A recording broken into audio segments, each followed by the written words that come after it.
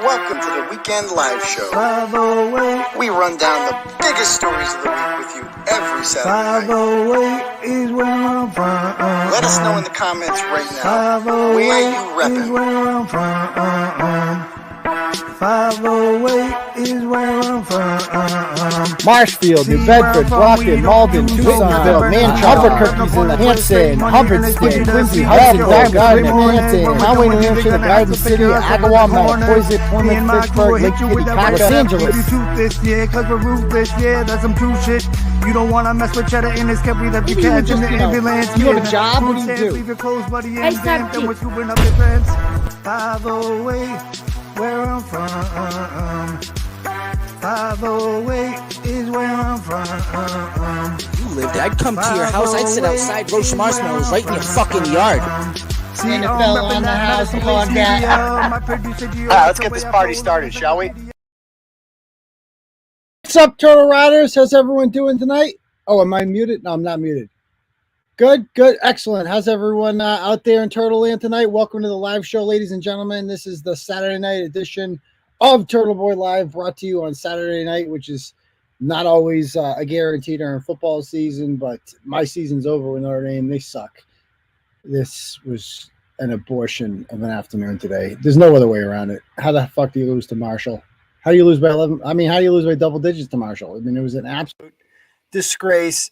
At least I don't have to get invested in this season again, and then we get blown out in the playoffs. Don't have to worry about that. So it's over.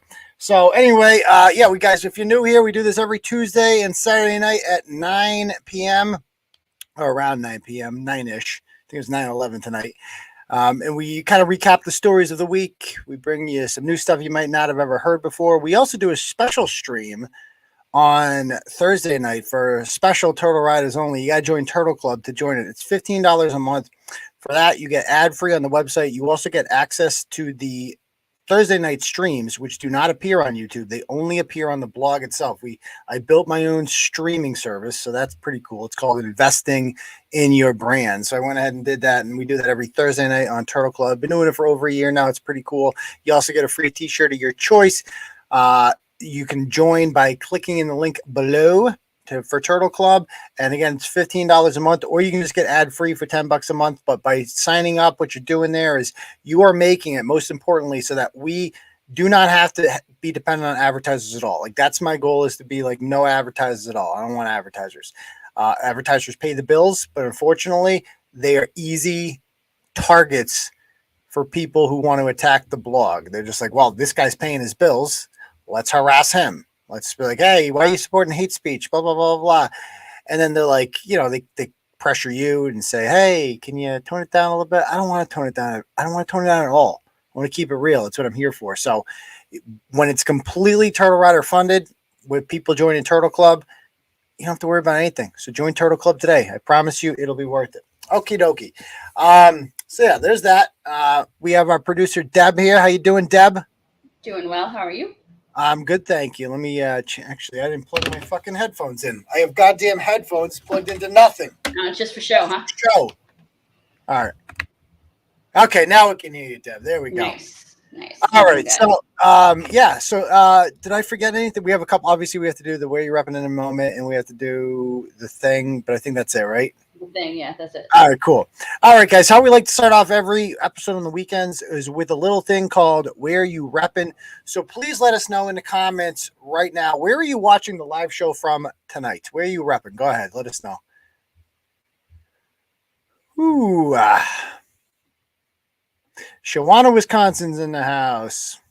Here, the Glendale, Arizona, Springfield, Missouri, Hopedale, Mattapoisett, Dennisport, New Bedford, Cape Peters, future jail cell. Ooh, yikes. Tucson, Turtle, Reppin', London, Ontario, Randolph, Pembroke, Scituate, Michigan's here. Excellent. Hanson's in the house. Enfield, Connecticut, Dover, Delaware, Gardner, Methadone Mile, West Quincy, Objection, Mashpee, Manchog, Enfield, Hanson. What else we got? Chelsea by the Sea. Isn't Chelsea by the Sea? By the Fire Pit. Excellent. Conway, New Hampshire, Fairhaven, Massachusetts, New Bedford, Marshfield, Lynn, West Tisbury, Wisconsin, Sullivan, Wisconsin. 2 Wisconsins in the house tonight. Lowell, Malden. London is here. Michigan is in the house. Auburn, Alabama, War Dam Eagle, the Marshall Victory Parade. Are they ranked this year? I don't even know. Lynn is in the house. Marshfield's here. New Bedford, Fairhaven, Conway, New Hampshire. Miss anyone? Fitchburg's here. Let's see. Objection sustained in Quincy. Polish tennis court in New York City. Kate's lawyer's crib. Excellent. Yeah, okay. All right, cool. All right, if I missed anyone, I missed you. I love you all. Preston, Connecticut. Peace out. Okay, cool. All right, guys. Just a reminder, if you guys like the show and you want to support what we do here at Turtleboy Sports, there are Turtleboy Daily News. I apologize. Turtleboy Industries, really. There is a link at the top of the stream. We can't do super chat on here. We can't have ads on the page at all because we've been demonetized by the YouTube gods over a year ago because we had the wrong opinions on Joe Biden's climax mandate. Can't say the word, it rhymes with climax though, but we had the wrong opinions on it. So they made it so that we were no longer allowed to accept money from you fine people. So that tipping service called Super Chat, it's gone. And people like that thing. So no biggie, because guess what? They take 30% of that. I heard it's up to 40% now anyway. I don't even want it. So we built our own Turtle Chat, and it's linked at the top of this. If you click on that link at the top, that will bring you to a thing where you can donate whatever amount of money that you want. When you do that, you get to write a little message. And we will get that message. I get an email about it, and I will bring it up on the big screen like this. So right here. So you get something like this where it says, Killshot Kate sent $10 and said, you can have Adelash, Turtleboy. We all make fun of her anyway. Yeah, I don't know if we have any Peter Eaters in the house tonight that want to play along, but doubtful. Play the chili service video again. Jarb sends $25, says admire your efforts. So you can write whatever you want. My personal favorite, my personal recommendation, if you are going to do the Turtle Chat, is make it fun, make it interesting. Anything you put up there, I will put on the big screen. So make it, you can call it, give a shout out to your, maybe it's somebody's birthday. Maybe there's somebody you don't like out there that just needs to get called out for something. It is completely up to you. It is your Turtle Chat, etc. Okie dokie. So, Deb, am I forgetting anything there? Mute Deb. You just muted me, yeah. Oh, No, I don't think so. Okay, cool. So I want to start tonight with basically here's the deal, guys. Tonight, I have the audio from Tuesday afternoon's hearing with Krusty Panties. Now, again, I was not involved. I was not I was not the plaintiff. I was an observer here. I was there for moral support for a victim of months and months of psychotic harassment. So moral support, that's what I was there for, and to observe and just see the craziness. I had nothing to do with Chili being there or his sidekick there. I had nothing to do with that. And I'm certainly not even relevant really to the case at hand. So I was just there to watch justice get served, and it was served. And we do have the audio from that. Kate Peter, if you have not seen, she calls herself Masshole Report on here. She lost 2 of her kids permanently to the state, not good, and she's really mad that I wrote about that. So she's basically been obsessed with me for the last couple of years. And yeah, so she's not just obsessed with me, she's going after other people too and harassing them. And and she's gotten away with it for quite some time, but that luck ended, guys. That luck ended on Tuesday because she had a full year harassment order placed against her for what she did to some poor innocent woman. And on top of that, she has violated that order, and she is now facing a criminal complaints hearing by the Boston Police Department sometime in October as well. So guess what? You can say what you want about me. I'm, I can't keep them in my pants, whatever you want to say, videos, whatever you want to say. I never lost my kids, never had a full year restraining order placed on me, never had the police file a criminal complaint against me. Is what it is. So, okay, but we're going to get to that because this isn't just some drama show. This is a story. This is a show where we cover the major stories of the week. Because let's not forget, Turtleboy actually does a lot of I just write the blogs. We write a lot of major stories around here, and they've had a lot of impact, particularly this week. So the first one I want to start with, producer Deb, is the story out of BYU that I broke. There it is. Okay, so. This story, guys, about, I don't know if you guys saw this. I did a whole show on it not too long ago. But basically, I was the first one to kind of blow this story up, and it's taken on a life of its own. Now, we saw that a woman, a 19-year-old sophomore from Duke University, who plays volleyball for them, they had a game at Brigham Young University in Provo, Utah. It's founded by Brigham Young himself. It's a traditionally Mormon school, although most students who go there are not Mormon anymore. They do have a good athletics program, and Duke came there to play them. They were like, BYU was like ranked 10th in the country in women's volleyball. It was sold out. I've never seen a women's volleyball game sold out. Like, they were going nuts for it up there. And BYU won 3-1. Afterwards, this woman, Rachel Richardson, the sophomore, came out and said, "Oh yeah, I was called a racial slur the entire game." She said it got worse the entire game. She not only she didn't initially make this statement. We know she said this because she got her godmother, a woman by the name of Lisa Pamplin, to post about it for her on her Twitter account. Lisa Pamplin happens to be a Democratic activist running for a judgeship in Fort Worth, Texas, and she also has a long and documented history of not only left-wing activism, but a lot of anti-white racial shit going on her page. It was completely inappropriate. So her post initially blew up, and it caught the attention of everyone, and then people started digging to her past, and her Twitter account's completely private now. But everybody fell for this. Well, not everybody. I didn't, obviously. And I think a lot of people like me were skeptical. But this is the story that I see in the headlines, and I'm like, oh yeah, I'm all over this one. Like there's no way, because the first thing you have to do in a situation like this is just use common sense, guys. This girl claims that she was called the N-word the entire game for 2 hours. Okay, now I want you to just close your eyes and imagine being at a sporting event anywhere, and somebody yells that word. Just think of what that happened. I've heard that word, I think, in my lifetime. I heard Jinduso say it on YouTube, and the reaction to it was like, oh my God, what the fuck? Even Brett was like, that's a little rough, okay? But I've had one person say it to me comfortably in my life, and it was about 15 or 16 years ago. I was at an airport. I was in Atlanta on a transfer home from Vegas.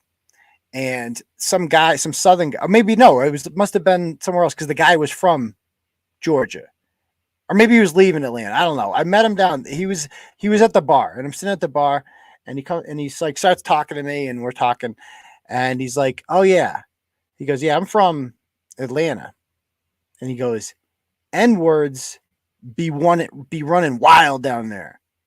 Except he didn't say N-words. He said like the full ER. He goes, "N-words be running wild," and he like. It was shocking when he said it to me because it's like he just felt it was weird because he felt so comfortable saying it. And I'm like, this is an anomaly. Like this is odd. Like that. It's 15 years later and I still remember it. I could still pick the guy who said it out of a lineup. Now I didn't go and confront him and be like, "Yeah, you're a piece of shit. Stop being such a racist," because it's uncomfortable to do that and it's awkward. And I'm at the fucking airport and I'm never going to see this guy again. So what the hell do I care? But I just remember it. I guess my point here is when you hear that word, when a normal human being hears that word, they're taken aback a little bit. Like you remember that when that happens. And I'm white. If you were black and you heard that, oh, there was no way you would mishear that word. Like no freaking way. For whatever reason, that word is like the one word in the English language you can't say. You could say derogatory shit about Hispanics, whites, doesn't matter. That the N-word, you could even say derogatory racial slurs about black people that aren't the N-word and kind of get away with it. That word, for whatever reason, is just completely like we have been trained as a society. If we hear that word, you remember it, right? You don't forget that word. And obviously it's been bastardized by musicians and people like that who, use the Massachusetts accent at the end of it. And they don't use the ER. But my point here is you remember it. And so that was the first thing that stuck out to me. Like, you're telling me this happened in front of 5,700 people, and nobody's got a video of it. There would be video. Like, there is no bigger crime in our society than being a racist. And we are always looking to blast a racist. And I'm like, if this actually happened, they would have video of it everywhere. The person who did it would be completely canceled and destroyed by this point. Duke and BYU both would have just walked off the floor and be like, we're not going to continue to play. Like, there's no way. The crowd would have policed them, but like, dude, get the fuck out of here. If you heard someone yelling cunt or faggot at a game like that, even that would be like, dude, what the fuck? We're in public, bro. What are you doing? You can't be yelling that shit here. It's 2022. This isn't Buffalo. You can't be doing that. It's Provo, Utah.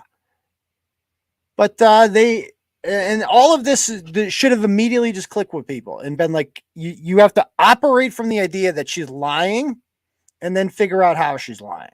And that's exactly what I did. I went and blew this story up.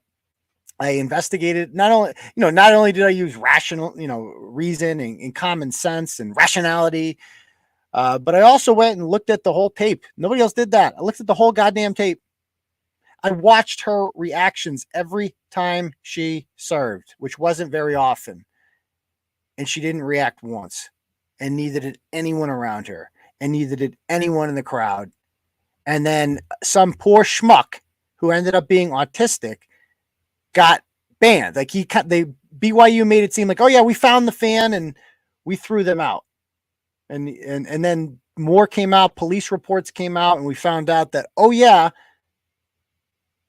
this kid didn't actually yell any racial slurs. Like what happened was the kid was next to the cop the entire game. A cop did the crowd was loud. And so there's a cop over in that area and the cop was watching. And by the way, there was black players from BYU's basketball team in the student section, big ones. Something tells me that they might've heard that or, taken a little bit of offense to that had they heard it, but they all denied hearing it as well. Every single witness has denied hearing it. Weird. But the poor autistic kid after the game goes over to the BYU players, and because they wear the same colors as Duke, or they went to the Duke, he thought they were BYU players that he knew, but they were actually Duke players, and one of them was Rachel Richardson. And she immediately said, I recognize the voice, that's the guy. And he was the sacrificial lamb, because you need in order to legitimize this, they needed somebody to throw into the bus. I love the backpedaling explanations, like she misheard Cougars. And you know who that's coming from, by the way? And this shit needs to stop with BYU fans and with conservatives in general, is they're coming up with excuses for this girl. I had some people message me that, thought she was making this up or thought she was untrue, but they're like, well, there was another player called Nikki. Maybe they were just saying that and she misheard it, or maybe she misheard Cougars, right? Stop it.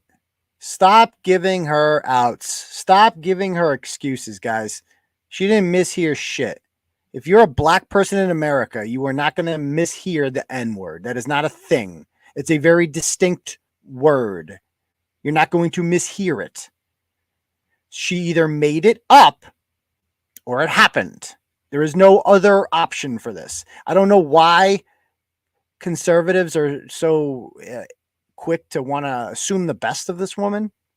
Like the liberals would not be so kind to you. They automatically assume you're a gang raping Nazi, by the way, immediately. But they immediately assumed the worst of, they immediately assumed the best of this woman. Like, oh, well, maybe she just misheard something. Maybe she's just a liar. How about that? Maybe this is what happens to a society where you value victimhood, or victimhood is currency, where she can now go ahead and turn this into an internship somewhere. I mean, forever she will be like the goddamn Rosa Parks of college sports. I guarantee she will talk about this for the rest of her life. That time I was called a racial slur and I just kept playing. I'm Jackie fucking Robinson, baby. I just kept playing. I kept a stoic face. I didn't care. I didn't want to let him know it hurt me. I'm so strong. Look at me. I'm so strong over here. I'm Rachel Richardson. I go to Duke. Oh yeah. I'm so wise and I just need to school them. And of course, the real reason you knew this was a scam was because she mentioned a diversity training network in her little manifesto there that she put out. And she said in there that, oh yeah, she said that it was called a long talk. And by the way, there they are. Go back to show that again, Deb, will you? So this is the student section. This is some player called Go Up. What's his name? His name is Gideon. So Gideon George. Okay, go down. So Gideon George tweets this out. He's on the BYU basketball team, and that's where the N-word was coming from. Something tells me those gentlemen right there wouldn't take too kindly if you said the N-word around them. And they go, "Did you see that? Oh, you're going by it, Deb. You're missing the best part." We're blocking it. Nope. There we go. Okay. So you said, "Did you hear anything bad at the BYU volleyball game?" And he said, "No, I didn't." He didn't see anything. So that's funny how that happened. So this all should have been figured out ahead of time. Like anyone with a brain knew this was complete bullshit. But people ran with it anyway because I don't know. I really don't know everyone's motivation for believing these fake hate crimes. I feel like, I guess everyone else has their reasons. Like liberals need something to run on, right? Liberals need the idea that racism is the biggest problem in our society, because then they can just talk about that nonstop and present themselves as the champions against racism, right? Diversity training, and all their friends work for nonprofits and diversity training networks, and they all line their pockets. And now she said she wanted BYU to take this class that she just took called A Long Talk, where she learned, by the way, she took that class 2 days before this incident happened.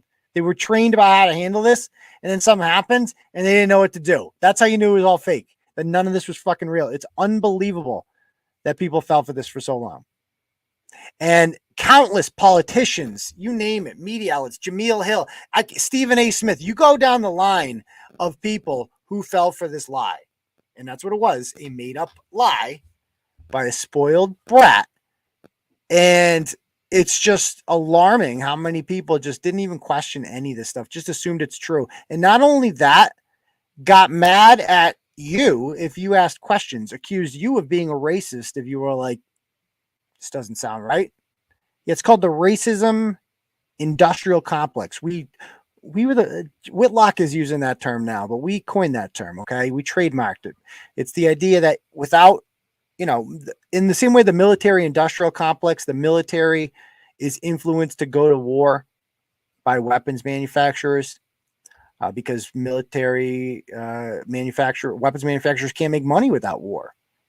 And racist, DEI peddlers, diversity, equity, and inclusion peddlers, they can't make money without racism being the biggest problem in our country. And if people are yelling racial slurs at the BYU game and no one's doing anything about it, then we have a real problem with race in our country. So that's why. So, of course they made them all do it. I mean, so this BYU this week, I guess you could call this fighting back. Go up there, Deb. So BYU released the statement. Let's see what they said. Okay.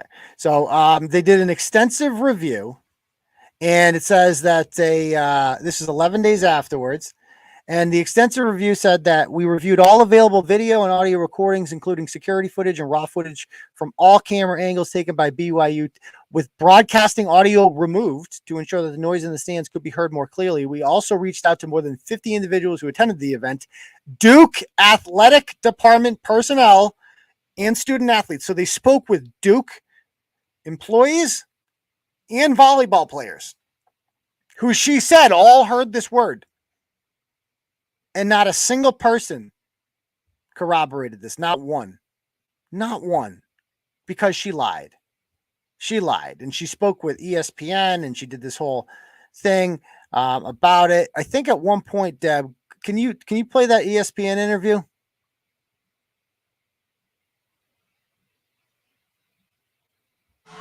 Tonight's attendance go to like the 3:30 mark, I think. Right around there. Not the regular student, not student body. So not that kind of training that we as athletes get for their entire student body, because it shouldn't be that hard. Yeah, go to like the 3 minute mark and just walk. They aren't. We get training on what to do in case of sexual assault, in case of racism, and all types of things that a lot of students, sadly, they aren't trained on, they aren't educated on. So when things like this happen, they don't know what to do. They don't know how to stop it. They don't know how to react. And so more often than not, you have that bystander effect come into play where they're just like, well, I'm just going to stay out of it. And he then told me that, they planned on taking that student section out just to make players feel more comfortable, and that he would talk to their administrators at BYU in efforts to get that type of education and training that we as athletes get for their entire student body, because it shouldn't be that hard to, get a couple hundred students to sit through a seminar and just walk them through basic things. Pause it. What is your team? There it is right there. It shouldn't be that hard to get a couple hundred students to sit down and go through a seminar. She is selling diversity training here. That's all this is. She basically said in there that it's not enough for the BYU players to go through this. The students should have to sit through this bullshit too. And I got this idiot cuck AD, Tom Homo, by the balls here. He'll do anything I tell him to do because I'm here playing the racist oppressed card. And oh yeah. So you can scroll down some more. Now, Duke, this is the most infuriating part about this. And by the way, in case you didn't have 1,000,001 reasons to say fuck Duke, I hate Duke. Here's 1,000,001. I would like to point out as well.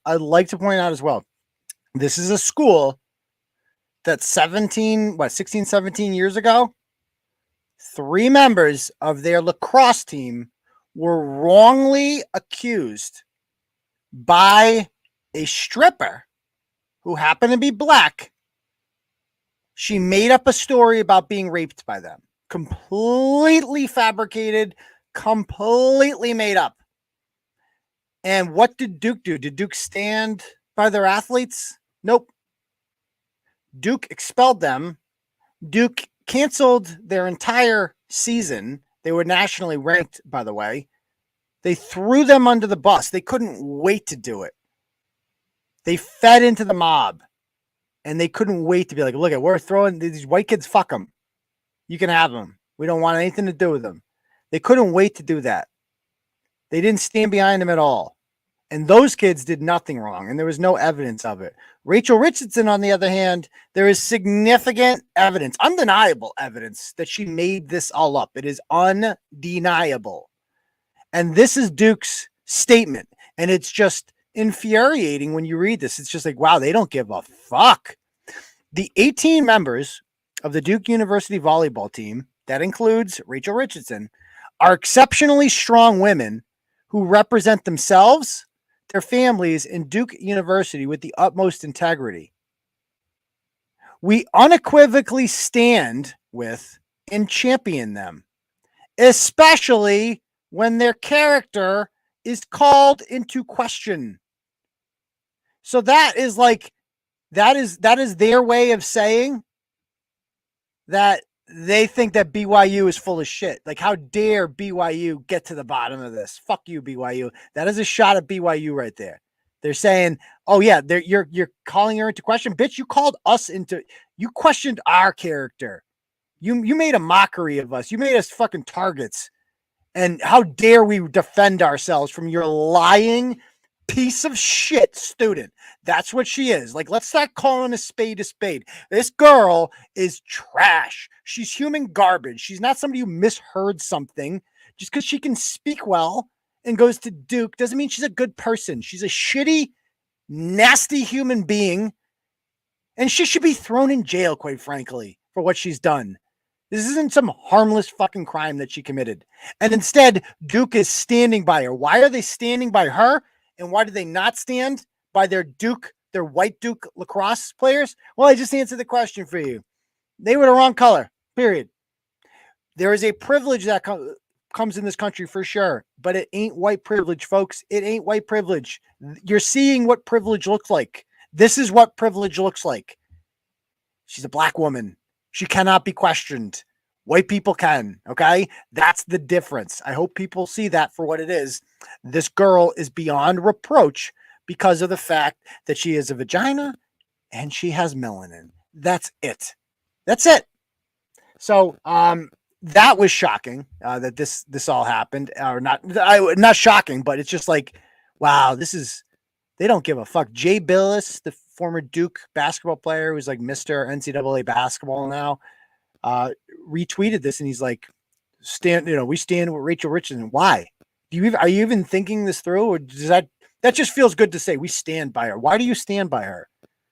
There have been a million of these hoaxes, a million of them. It's like they don't know or they don't care.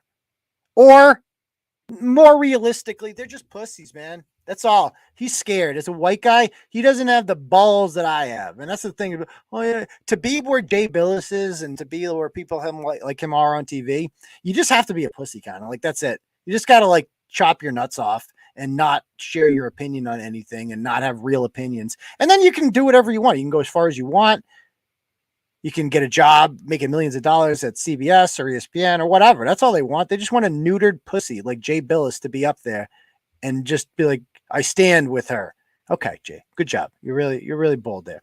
And my issue, even with like BYU's response to this, like if I can read BYU's response, let's see. And by the way, the AD should definitely resign too. But BYU said somewhere in their response, if I could find it. Let's see here. They said something to the effect of like racism is we are against racism. I don't know if I forget if I have the whole thing here. I forget. They did respond to this officially, and they said something to the effect of, yeah, we researched this all, and at no point in their statement, by the way, did they call Rachel Richardson a liar, which is really kind of an important thing here. They didn't do that. But they did say, like, after like we investigated this, we reinstated the student who was banned. By the way, he was completely innocent in all this. And by the way, if anybody knows that kid out there, have him contact me. I'd love to get him on. By the way, you have who on the screen? The statement. Oh, you do. Okay, thank you. Let's see. Let me make it bigger. Then that's what she said. So it says, as a result of our let's see, our fight. See, this is the part. Our fight is against racism, not against any individual or any institution. Each person impacted. Okay, just stop there. Your fight is not against racism. Your fight is against a liar. Like, enough with this. That's like saying, guys, how about this? Would you come out and say, if you weren't accused of sexual assault, if like nobody brought that up before, would you be like, I stand against rape? No, you wouldn't, because nobody brought. Who's talking about rape? There's no reason to talk about rape. You weren't accused of rape, but no rape happened. So why would you be like, oh, I stand against rape? But yet BYU is saying, I stand against racism. Why are you even talking about racism? There's no racism. What racism? It's complete. All you're doing by saying I stand against racism is legitimizing this idea that something racist happened at your school. Stop talking about it. We know you're against racism. We know that. Obviously, everyone's against racism. There's not a single college institution in the country that's like, yeah, we're actually the racist school. No, we know you're against racism. You don't need to tell us. And I hope BYU beats Baylor tonight. I really do. They deserve it after what they've been put through. Even though their AD is a gutless coward, their fans deserve a lot better than this. It's a goddamn disgrace what happened to this school. Goddamn disgrace. And fucking Duke, of all places, did it too. Fuck Duke. Okay. All right. Anyway, so that's that. So, and by the way, Andy, that little sniveling little punk, I'm getting real sick of his shit. Andy, copying my story that I broke last week about. Remember, Deb? I broke the story about Lisa Pamplin. Yeah. That she previously was accused a judge of being a racist in an email. And it turns out the judge didn't even send the email. I found that story. I reported on it. I tagged Andy in it. And motherfucker, a week later, has some story about, oh, yeah, breaking news over here. Like, dude, you follow me, Andy. He follows me on all my Twitter accounts. He's DM'd me for story shit before. Like, and then he just doesn't cite me. I mean, like, he is such a. And this is not the first time either. He's like, and I liked ridiculous. Him, Yeah, it's like second huge time. Like, he's done this. I'm thinking about. Somebody told me that I should just copy all of Andy No's tweets every single day, and just tweet them out myself, and just copy them all, copy and paste, and just do it relentlessly until he notices. I mean, I don't know why you keep tagging him. To be honest, like at this point. Because eventually you would be like, maybe this guy has some. Oh no, he's shown his colors before, dude. He's like, he's run with it when it's convenient for him and not tag you. And so last year when he did this, when he stole my Michaela Miller story, yeah, that was did huge. that. I mean, he had been messaging me for months about the Michaela Miller story. I was giving him information because I did all the work with that. Right. And then he wrote a story in the New York Post for it and didn't cite me. And I'm like, nope. What? I'm like, you got to be kidding me. And so then we all ragged on him for it. And so what I did is I went and screenshotted our entire conversation and I put it out there. And then he messaged me. He's like, can you please take that down? I'm like, dude, then credit me. And then he like did a tweet. Like, all of this is thanks to Turtleboy tweets. He, put the fan run Twitter account on there. It was weak shit. So yeah, a little too late, Yeah. Till he notices. Yeah. That's a good one. Yeah. I mean, so this story is, this is the kind of story, even though Andy stole it from me, we all know where it came from. And it was just like Daisha Kelly. We all know where it came from. And so I got a lot of new followers out of this. People understand the deal and they'll start, eventually it's going to be too big to hide. I mean, they might take away my Twitter account again. They always do. Or my Facebook pages. They always do. That's usually how they stifle me, but I just rebuild, baby. That's what I do. So I got a couple turtle chats here I want to share with people. Let me bring up the big screen. So we have one from Killshot Kate. Ooh, interesting. Killshot Kate sends $50.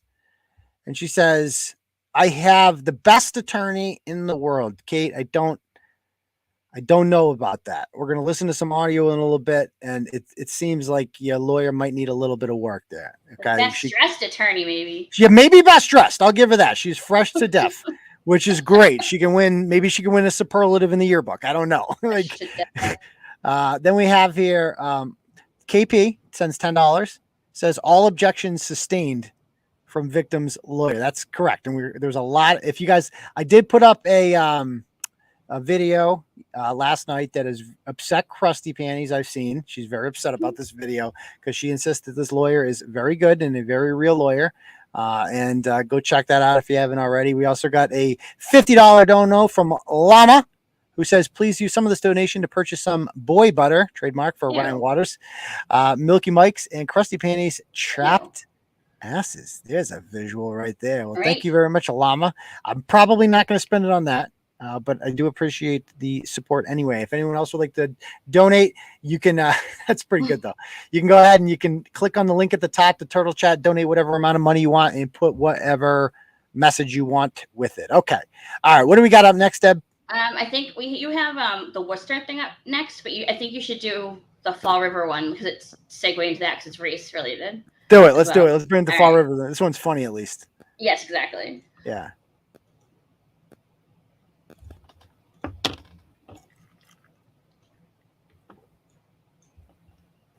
Okie dokie.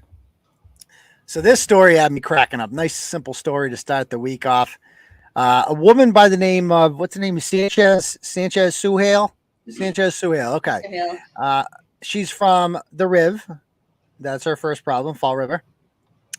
And she went to some place called JC's Cafe in Fall River. And she saw a sign on the door that apparently she didn't understand. So this is a post she makes. Well, I was just looking for something to eat when I smelled the food at 1050 Bedford Street. She smelled the food? Like you're like... She was walking by and she smelled it. What is she? The door open, I think. Is she a bear? Like what? You just go around? She just walks around Fall River, like wait until she gets a sniff. Ooh, there's food in there. Oh yeah. It's like best thing, you know where the food is. You got a phone, don't you? Just write food nearby and shit come like what? Food. I just walk around. Ooh, they must have food in there. I'm gonna go in there and see what's going on. Oh, please. Right. So she smells the food in there. She's gonna go in, and then she sees a sign on the door. What does the sign say? It says, "Absolutely no colors allowed." Now, if you saw this sign, Deb, what would you assume colors meant? Gang colors. Yeah, I think most people would assume that. And that's a way often it's a dress code. And usually that means that it's in a bad neighborhood and gangs like to go there. That's usually what that means. And this woman doesn't seem to understand that. She seems to think it means no coloreds allowed. Now, coloreds, folks, is a term that was used in 1950s and 60s Jim Crow states, where they would say no coloreds allowed in here, and they're speaking about black people, the color of their skin. Now, colored, ED at the end, as opposed to colors, which is just colors. Okay, so play the tape. The tape's even better. So she actually finds out the truth about this, and she's still not having it. Go ahead. Doesn't matter. So I'm walking down the street to the sub place where I usually buy my subs, but it was closed. So I walked by this place called CJ's Cafe at 1050 Isn't it? Wait, pause it. Bedford Street. JC's, and she said CJ's, right? You called it CJ. She can't She even got the read. dyslexia too. There we go. Oh my gosh! No wonder she can't read. I Go didn't ahead. catch that the first time. That's great. I didn't get it either. CJ's. So I go to the back because it says entrance and parking for restaurant in the back. And as I'm walking to the back, I go to the door and I realize what they had at the door and caught my attention because I have not seen this in a long time. Is this still even allowed? Is this even allowed? No, it's not actually. Is You caught me. is everything all right? Is your sign all right? No. I'm taking that very personal. I think you should take that off. This doesn't mean. Well, what does it mean? Pause This it. Pause is it. across the street. The bike. Pause it. I love this woman's voice. This woman is like Mrs. Fall River. Oh God, yeah. Miss Fall River 1992 right here. You can Dude, hear the I mean, accent I don't in want her to pick on her. voice. Oh, dude, No, I could but she smell. just is. She's been there. You can tell she's Yeah. a Fall River resident. I could smell the Newports from here, and so she's just like, she's like, I take. First of all, she doesn't even know the words. It's personally. I take this very personal. Yeah, personally. I take it very personal, and so she tells her like, no. She's going to attempt to tell her what it is, but she doesn't realize she's just completely wasting her time. Yeah, no. Bike games. That's for across the street. Then you shouldn't have that on your door. But this is. Because me as a customer, I'm walking by your restaurant. I'm hungry too. You're not Oh, a it smells customer. delicious. You didn't find It nothing. says entrance and back. I come to the back and you have that right there. It Well, says we had to absolutely no colors allowed. I know, but we had to put this because that's what they call their vests. That's what they call a vest. That's They're very vests. prejudiced if you ask me. So I'm taking this very personal. Yep, I'm recording. You shouldn't, 'cause that's I am. I'm taking it very personal.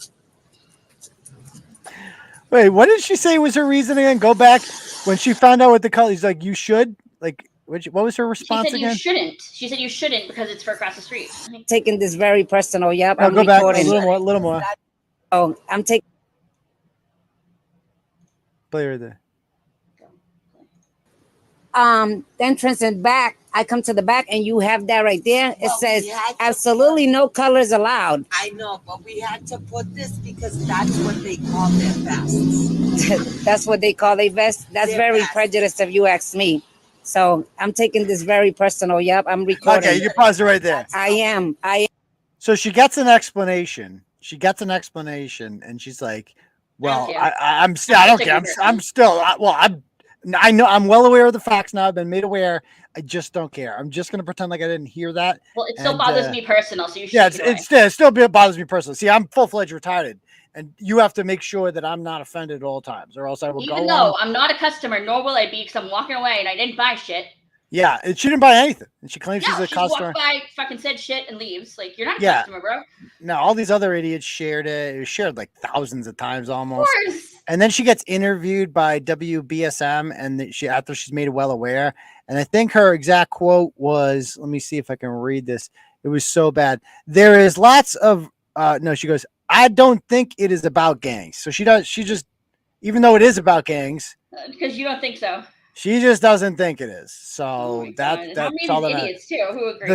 The sign clearly says absolutely no colors allowed. Yes, gang colors. So you're telling me this doesn't mean anything to you? Yeah, it means no gang colors. With what? Yeah, that's what it means to me. What? Let's go back to the. So she goes. The girl points out, and she's like, "Don't piss me off." What? She says, "Oh, she goes. Let's go back to the slavery days, and then you tell me what no colors allowed means to you." Well, first of all, in slavery days, they were not saying no colors allowed. They're like, "You work for me." That's what they're saying for free. I pay you nothing for those. And that's also two different eras. The no colors allowed thing was the Jim Crow era, came after slavery, dear. But it's just remarkable. Like all I could think of when I read this quote was, this person's vote counts just as much as mine. And there's something very wrong with the system like that. Like, I don't know what the solution is to that. And I'm not saying we should do literacy tests or anything like that, because those are issues as well. But I just do feel like there's something wrong with democracy. I think if this absolute fucking maroon, like idiot, and the Democratic Party sees a person like this and like, oh, that's a perfect voter for us. We can totally get to them. Let's get her signed up. Let's get her enrolled. Her vote counts just as much as anyone else's. Let's get her in. And there's something very wrong with society like that. So she's an idiot. Okay, let's go on to the next one. Let's go at that Worcester story. This kid pissed me off. I fucking hate this kid so much. Oh, I know, right? Actually, let me call her real quick. Oh God, no. Really? Yeah, well, I want to try. Okay. I'm going to try. Let's see if I can. At first, I got to switch. Hold on. Let me see. Let me check my inbox here. I messaged Suhail Sanchez. I highly doubt she's going to get back to me, but maybe like 3 days from now. Yeah. Let's see. Sanchez. Dirty Sanchez. Where'd she go? This account can't receive your message because they don't allow. You. Did she really? Oh, man. Let me try calling her real quick. She's from Fall River. She should know who Turtleboy is. Okay. No answer. So, all right. So let's go on to the next one. Let me just check Turtle Chat, see if we got any. Oh, we got another one. All right. Let me see what we got here. Okay. We got one from Carrie. These are always interesting. Let's see what Carrie's got to say. Yeah. Okay. Carrie says, and I haven't read this yet. She says, sends $50. Thank you very much, Carrie. She says, hey, Andy, don't be a douche and give Unc the credit he deserves. Hashtag 413 Turtle Rider. Hashtag Unc sex cult. That's a new one. Yeah, Andy, what the fuck? Yeah. She's already riled up. It's early, too. Andy's he's not allowed in the sex cult. He's out. Absolutely not. Yeah. Okay. So thank you very much, Carrie. I do appreciate that. If anyone else would like to donate, boom, the link is at the top to Turtle Chat. Cash App, $ Uncle Turtleboy. I'm available that way as well. Check the Cash Apps. Usually that's a 7-pounder thing. Okay, cool. All right, we're good. How many hits is the original BYU story? I think it got like 50 grand, maybe more than that. I'm not sure. But it's up there. Okay, so let's do we have the new blog up there about that idiot from Worcester? Yeah. This douchebag. Oh, I hate this guy. I hate him more than I've hated anyone. I hate him more than Rachel Richardson. I hate this smug little bitch. Yeah. He's He's just. I mean, I wanted this. I gave him the benefit of the doubt. I really did. Let's start from the top. The Worcester police announced on Facebook about I think it was Monday night or something like that. Monday night they put a post up saying that they responded to a car crash on the southwest on Route 20, which is right near, like, if you're from Worcester, it's on the part of Route 20 near Chuck E. Cheese. That's like you're about to enter Shrewsbury that way. So it goes, over there. And so he was it's close to Grafton too. I don't know.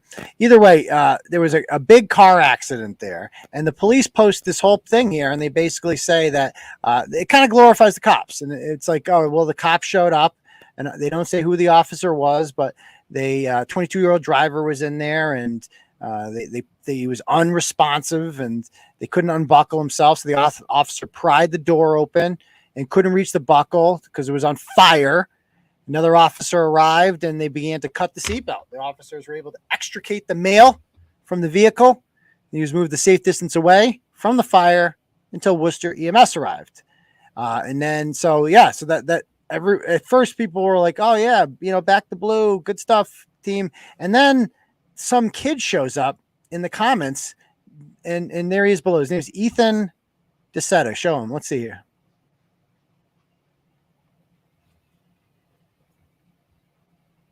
There she blows. Okay. There he is. Nice. Yeah, big pimp guy there. Etan with all his nice cars, big shot, balling it up, DoorDash style. The flat brim Chicago Bulls hat. I knew I was dealing with someone special. Blood money. Cool. So he shows up in the comments of the post and he says the following. The press release statement is full of lies. The second officer they described was actually me, not a police officer. I was on scene and witnessed the entire accident happen. The first officer, a female, and I reached the vehicle at the same time, within 5 seconds of each other. I was the one who helped save this man's life with absolutely no credit given. I am the one who used every ounce of force in my body to pull and pry the driver's door open so that we could begin to get him out.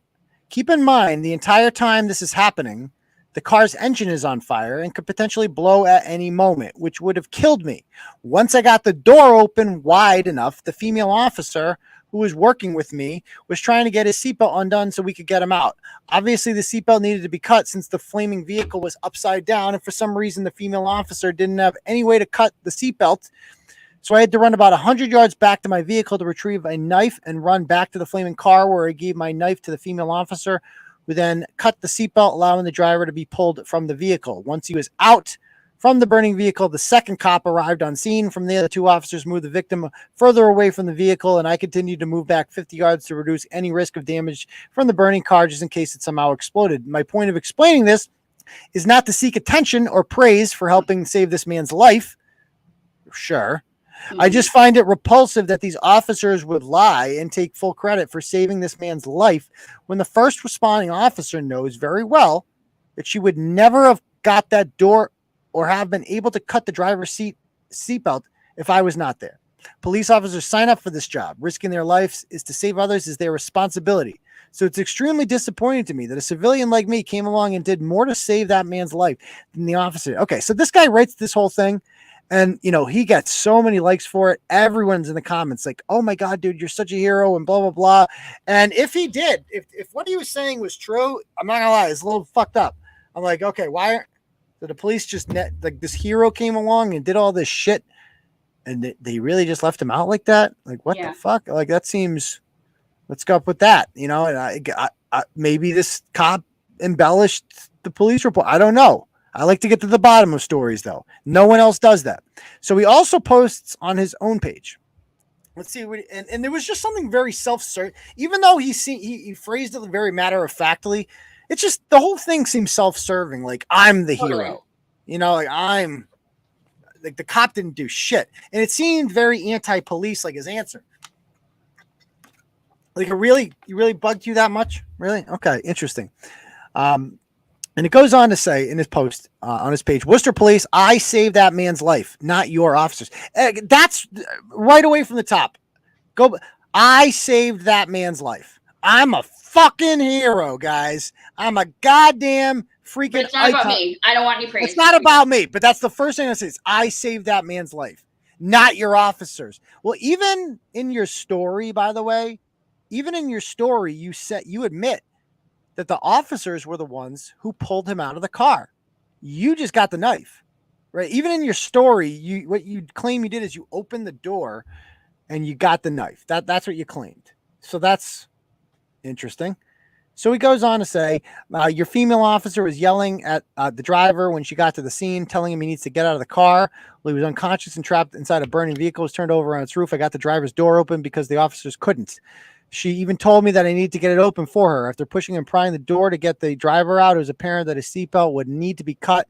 For some reason, your officer didn't have a knife on her, so I had to run back to my car and get my own. So then to get my car and get my own knife, which was then used to cut the seatbelt, freeing the driver and allowing him to be pulled out. Before he got pulled out of the car, there was no second officer, blah, blah, blah. So he talks about the same shit over and over again, posting about that. That gets a whole bunch of traffic, whole bunch of things. He's so great. I didn't do this for the praise, but yet all these people are praising him, and he's like the greatest shit that ever lived. And then the Turtlegram and Gazette goes, and they do a story on this, and he's quoted in there. And the police in the new article, let's scroll down to the Turtlegram's coverage on this. You can go down to the article itself. He says, Ethan Desseta said he was making DoorDash deliveries early Monday morning when he pulled into a parking lot at the Southwest Common on Route 20 because the headlights looked like they were out. All of a sudden in the distance, I heard a loud crash noise, he said, and I seen a bunch of sparks in this car just flying upside down until the car came to a stop. Two police officers, aided by Desseta, ended up pulling a 22-year-old man from a burning vehicle. The incident occurred before 1 a.m. They said he drove over to the car as quickly as possible. Officer Marissa Gasper was traveling in the vicinity of the plaza when she noticed a trail of debris on the road. She came up upon the Prius that had turned over and it was burning. He said that Desseta said he saw the victim hanging upside down, strapped to the seatbelt. While Officer Gasper was struggling to undo the seatbelt, he ran to retrieve the knife, blah, blah, blah, blah, blah. She cut the car, blah, blah, blah. Officer Prizio then arrived at the scene. When he returned, Desseta said he handed the knife to the two officers who proceeded to cut the belt and pull the driver out of the vehicle. Minutes later, the vehicle was engulfed in flames. The most startling thing about it was being on fire because the fire grew quickly. At the time he was pulled out, 30 seconds later, he would have been suffering some serious burns. He would have been burned alive basically without me and all this stuff. Okay. So I ignored her. He goes, I ignored her command to stay back. Once I got closer, because he's a goddamn hero. Once I got closer to her, she was actually telling me we need to get this door open. Okay. So even after that comes out, he still claims they're lying. He posts it again. It says WPD is still lying, but at least they are admitting that a civilian, me, helped save that man's life. Because that's really what's important. As long as they're telling that I did this, I'm such a fucking hero. All right. And he's like, but they claim that the officers searched for he basically still says they're lying about some stuff. And, you go on this kid's page, it's got a bunch of BLM shit on it. Officer Gasper, by the way, has won the Exemplary Service Award for Valor for disarming a violent felon less than 3 years ago. So she has a pretty solid record. And he claimed in one of his comments that he had pictures. He goes, yeah. I took photos and videos after multiple units arrived, and he was already in the ambulance. You are the type of person that sits on Facebook commenting, great job, guys, under true heroes under every police post. They're just doing what they get paid to do. He keeps saying that too. And then turns around and tries to shame a random civilian who risked his life. Show some goddamn respect to save someone. I don't want any praise, though. Don't look at me. I know, yeah. Don't do it. Yeah, shut up. You don't need to say that in every fucking comment. If I know you want the praise, Obviously, you want the praise, asshole. Right. What? That's why you're commenting in the first place. Exactly. Shut up. Anyway, and he also tells this guy, I pray I run into you in person. Oh, big fucking tough guy. I hope you see me in person, fat boy. Please. I love these tough guys. I love them. Anyway, he posts it, and then he goes, for any news outlet looking to purchase these, nobody gives a shit, dude. Please reach out to me. Yeah, exactly. It's like, dude, is a week ago. What exactly, by the way, what would they be purchasing? You said video, the stuff is from after the accident. Yeah, you don't have them flying through the air. Someone might catch that. Yeah, I know, right? Yeah. You want us to show pictures of a car? Broken car and flat and debris and cop lights. Oh, burned, cool. Yeah. Dude has Cash App in his bio all of a sudden. And so I messaged him. I messaged him and I said, can you send me the images and videos you have? Because I want to write a story on this. And then he says that this, I can't believe you wrote this. A few large news outlets are making me offers for the photos and videos of the accident since no one was there to get any photos of the scene besides me. So I will be selling them to whichever news outlet gives me the biggest offer. Sorry about that. Obviously you can do the same as them and make an offer if you are that interested.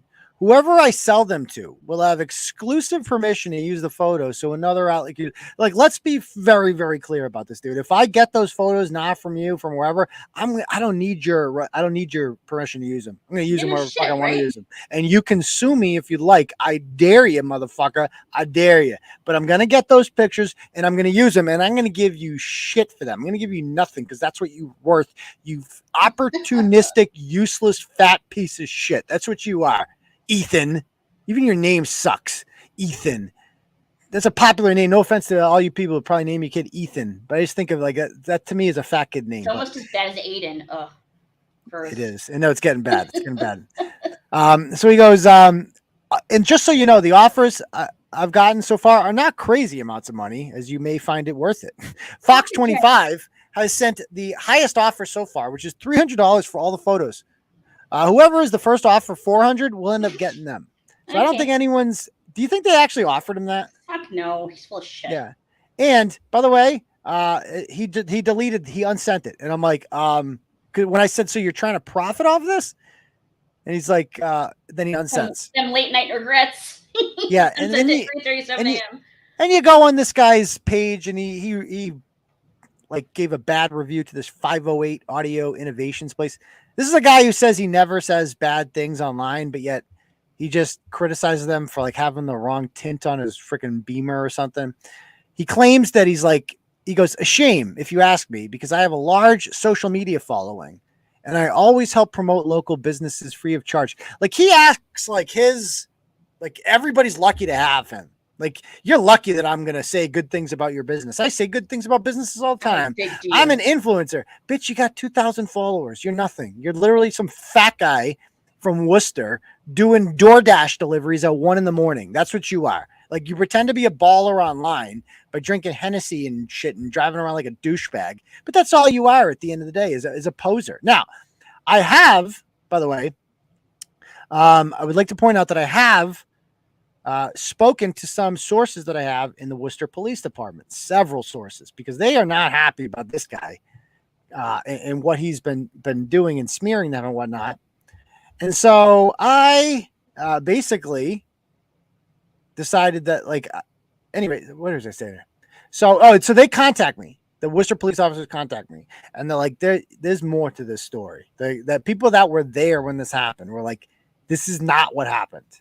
And there's video. There is video of this incident from the Chuck E. Cheese surveillance video that they have of the whole thing happening.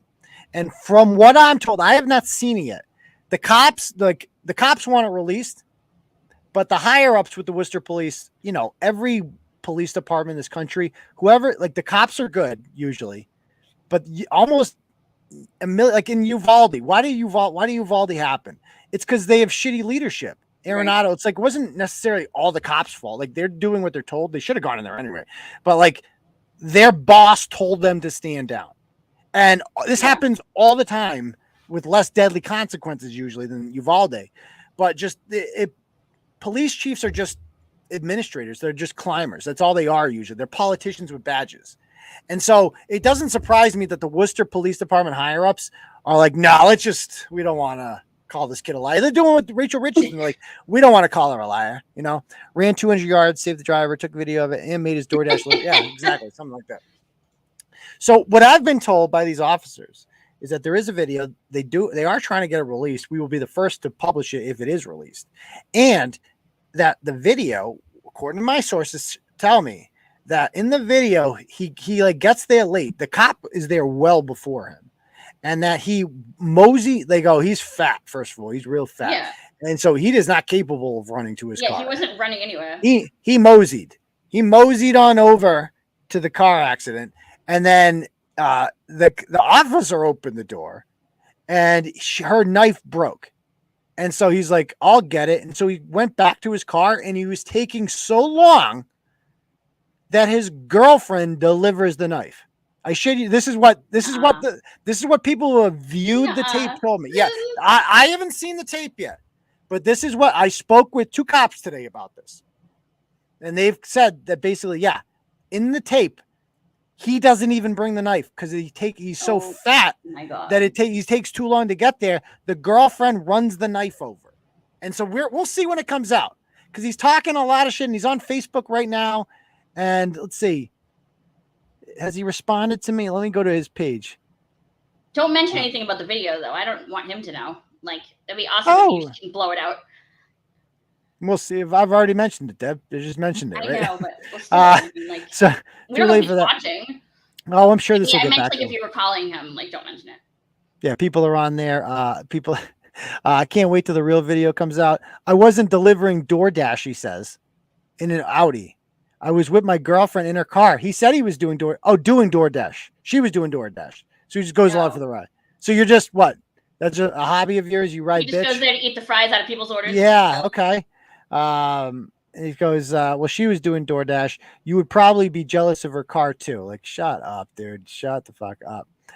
Oh, there's Todd Bennington. That was the one that Legion Duso threatened and accused of being me, if I recall. One of the millions. Did he take down my he made a post about like Turtleboy is being mean to me. Yeah, he did one of those posts. Let's see. Here it is. He goes, now Turtleboy is harassing me because he wanted my photos of the scene for free and Fox News offered me money for them. Nah, bitch. So let's just give him a call. I'm just going to give him a call. Pretend to be from Fox News. Yeah, this is Fox News.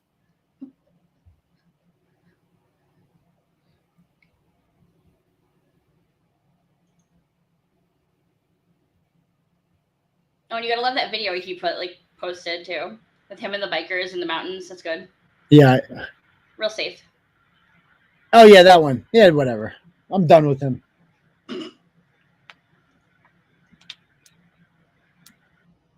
He's not answering. Okay, we're done with him. Maybe he's doing DoorDash. I don't know. Probably. But maybe riding bitch with it. Well, his girlfriend does DoorDash. I don't know. He's probably saving someone else. You know, he's He's got a busy life. He's just waiting for another accident. Turtle chats. See if I missed anyone here. Okay, no, no turtle chats. I still love you guys all. Again, if anyone wants to donate to the turtle chats, it's linked at the top there. Support the turtle. Support free speech. Help us take down the douchebags. Or Cash App Uncle Turtle, $$ Uncle Turtleboy. The last thing I want to talk about before we $$ Uncle Turtle. Oh, we did get a cash app from Caroline Forth actually. Sends $10 and she says, "Just sending my little dono to support the turtle." There's no such thing as a little dono, Caroline. All donors are appreciated. All donors in all sizes. It's the thought that counts. I appreciate it very much. So, Oakley dokley. We have more stories, don't we? Well, we had Shirley and Monica. So Monica stuff, we'll talk about her another time. Let's talk about the prison shit this week. Right. So there's two big prison stories I did this week. And this is the first one. So this is an officer a corrections officer by the name of Matt Tidman, who works at Shirley Medium Prison. Now, Shirley Medium Prison, for those of you unfamiliar, there's two prisons in Shirley. Well, actually, one's in Lancaster. There's Sousa Baranowski, which is where Aaron Hernandez and the real killers are. That's a max, right? That's a max. And then it's right next door to Shirley Medium, which is, there's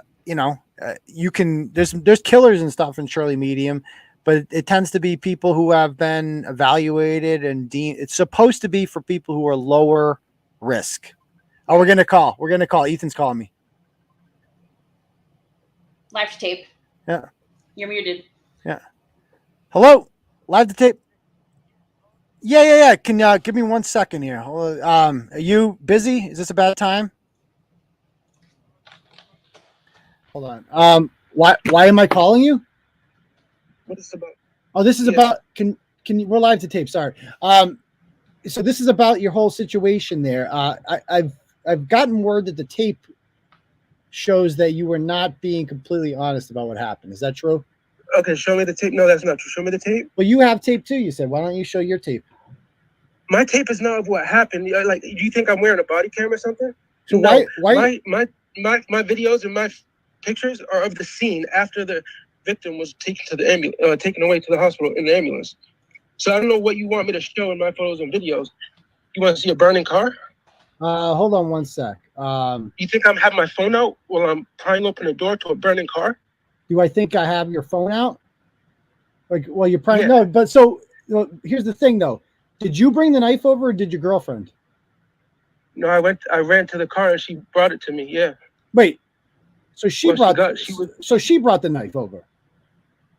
No, I ran towards her to get it. I yelled at her to find the knife while I was prying the door open over the burning car. But you said you got the knife. Yeah, from her. Yes, I ran. Oh, yeah. Well, you didn't mention that in all of your posts. You never once mentioned that she got the knife, not you. No, she was in the car. Yeah, she didn't want to be mentioned. She but you wanted to be mentioned. No, she didn't want to be mentioned.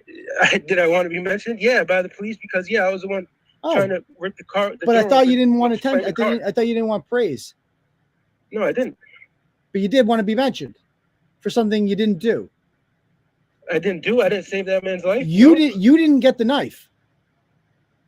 You credited yourself with getting the knife. That's what you said. You got the knife. I ran from the car, right? Right. From the car to get the knife. Yes, I left the car to go get the knife from my girlfriend, brought it back. So you went from the burning car to your car to get the knife, and then you brought it back. Yeah, we brought it back together. We brought it back. You both held the knife, and you're like, okay, we'll hold the knife together and bring it back together. Why does it matter? Like, why? Because it matters. Because you said that you got the knife, that you ran back to your car and got the knife. But now you're telling me that didn't happen. That's a lie. No, no, it's not a lie. I got the knife. I yelled because my girlfriend was in the car. Told her to get the knife. I ran to go get it from her. You didn't mention any of this. Why do I? Okay, because she didn't want to be mentioned. No, but so you're taking credit for something she did? Why are you trying to start problems with me? Because you have a problem that I saved someone's life and you didn't. No, you didn't save anyone's life. I have a problem with the fact that you're out there pretending like you saved. You didn't save anyone's life. Your girlfriend got the knife. You didn't get the knife. You sat there. What does that have to do with anything? The fact that do you realize the irony of this is that you're mad that the police are taking credit for something they didn't do while you actively take credit for something you didn't do? Either of us. That's the problem I had. But where are you standing up for your girl? When the female cop told me to stand back and couldn't get the door open, and I had to run up and get the door open because if I wasn't there, he would have been stuck in that car and burned alive. If we weren't there to have the knife to cut that seatbelt, he would have burned alive. Yeah, that's why I have a problem with them not mentioning me. All right, stop fucking calling me. But you. Goodbye. But running away, huh? You don't like it when people actually ask you tough questions. Yeah, this isn't the Turtlegram Gazette anymore, ladies and gentlemen. That's going to be clipped, folks. We are going to use that audio. I'll tell you that much. He had a little bit of a tremor in that voice, huh? He was nervous. That, ladies and gentlemen, was a very interesting development that we just had right there. And that was is very nerve-wracking. That was fun. He was shaking. I can't wait for the Worcester police to hear that one. They're going to like that one. Let me tell you.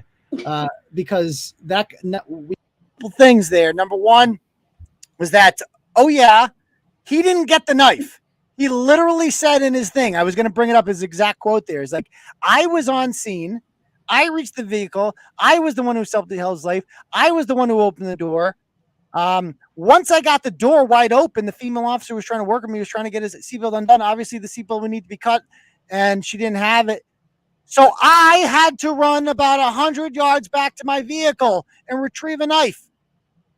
What did he just say when we talked to him? He said his girlfriend got it. Yeah. Yeah.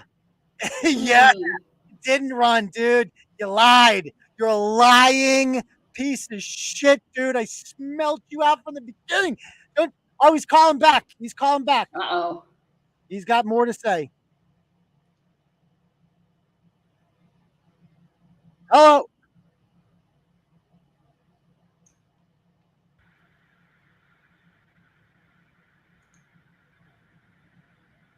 Oh, no, we already posted the whole thing. Could you guys hear that? No. Damn it. We heard the other one, not this one. I didn't unplug it fast enough. So basically what he said there was that he goes, I had that whole phone call recorded. You did not have my permission to record. And you said live to tape up. He said you will be sued if you post that. By the time it's already posted, bud. By the time I posted, told him that it had already been posted, he had already hung up. So, Ethan, if you're out there, we already got it, buddy. We already got you. And I said live to tape. I said it twice. He said live to tape. What I don't know what you thought that meant. We are live to tape. We're both live and we're taping it. So I told you, and you kept talking anyway. And it's funny. Why wouldn't you want that told?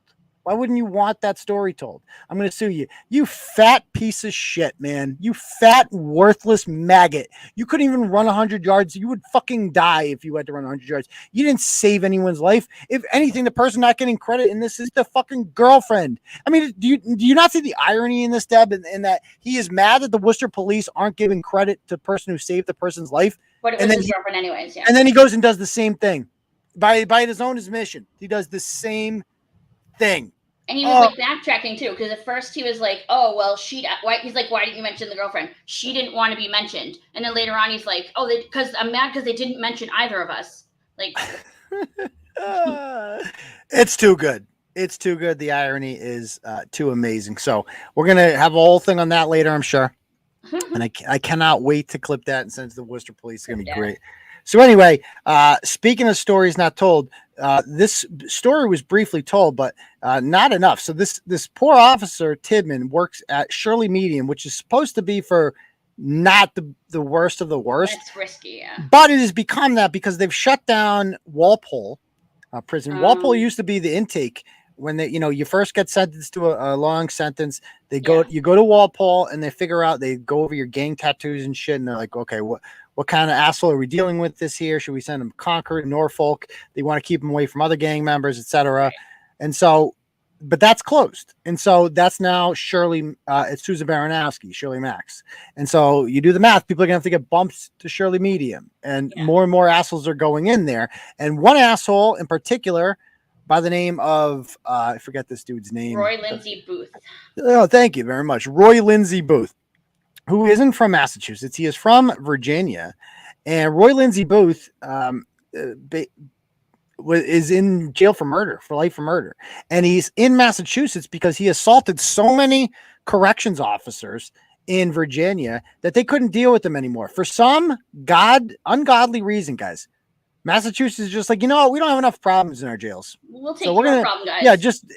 Are you a state that has assholes who assault too many officers and are serving life sentences? Send them to us. Fuck it. We like those folks. So bring them up in here. And these, of course, a lot of people don't know this. Like, COs are not allowed to have weapons. They can't even carry batons. Because anything that they are carrying on them could be used as a weapon against them. And so they are basically with fists and radios, and that's all they have on them. So if they get caught, they're fucked. Yep. They get beaten all the time, these poor COs, and nobody ever hears about it because it takes place in jails. Like, if this happened to a cop, it would be a much bigger story, but because it happens in the confine of a jail, nobody knows what goes on in jails. And so this never gets reported on. But this guy Tidman, who's been on a CO for quite some time, is very well respected, good person for all intents and purposes. And he gets nearly killed. He was put in a coma, critical condition, by this guy, lifer, Roy Booth, who beat him with gym equipment. For some reason, this maggot got access to gym equipment because that's a necessity for some reason. We need, they need life in prison. Like, here, what else would you like? I can understand exercise, like you're in there for life, whatever, and maybe people that are known not to be maybe people who are known to be non-violent can get access to weights. Okay, I understand that. It's like, as long as they're non-violent, as long as they can't be free weights, they can't be shit that comes apart. Like, anything that could be used as a weapon will be used as a weapon by these people because they have nothing but time on their hands and violence in their mind, and they have nothing to lose. And he kicks the fucking shit out of this guy. And he's in a coma now. And so that's obviously not being reported. The mainstream media was just reporting that, like, basically, a guy got beaten. Yeah. So keep going down. Yeah. We don't have to read all this. It's like, I kind of summed up everything Melissa George said in there. Keep on going. So Jamie Eldridge, this is my problem. This maggot. Oh, I hate him so much. I've done so many blogs on him. I mean, and it's just, there's nothing we could do about him because he wins with like 65% of the vote every time he runs. He's a state senator from Acton. He's the biggest twat to ever serve an elected office. And that's saying something. And he writes this. He's got the nerve to write this. I was informed last night about the serious assault by an incarcerated man on a correction officer at MCI Shirley medium security on Wednesday. My thoughts go to the CO, his family, blah, blah, blah, blah, blah. Okay. And then if you go down, like earlier, all he posts about all the time is like how we need to end solitary confinement for people like him. He constantly talks about prisons. And if you go down, and I've done blogs about this guy before, he has like former violent felon inmates on his podcast. Keep going. You can keep going fast. Keep going.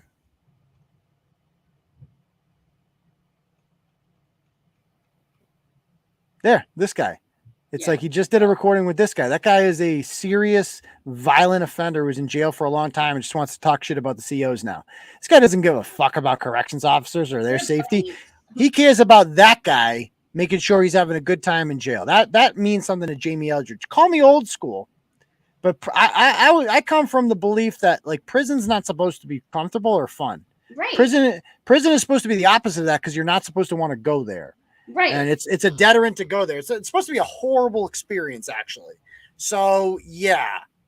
But if he wants to make it nice, it's not so bad. You have a good time in there and, make sure he's really concerned about them. He would let them vote if he could. And he wants to make sure that this is ultimately who the Democrats pander to is criminals, violent offenders. Like, who out there is being like, you know who needs more rights? Prisoners, people serving life sentences. They that's an issue of mine. Like with record inflation, public school, like COVID, like so many fucking issues in the world, and we're like gas prices. It's like, oh, you know what? I want to make sure prisoners are having a good time. I want to make sure prisoners are having fun there. And so I end up getting the disciplinary report on this guy.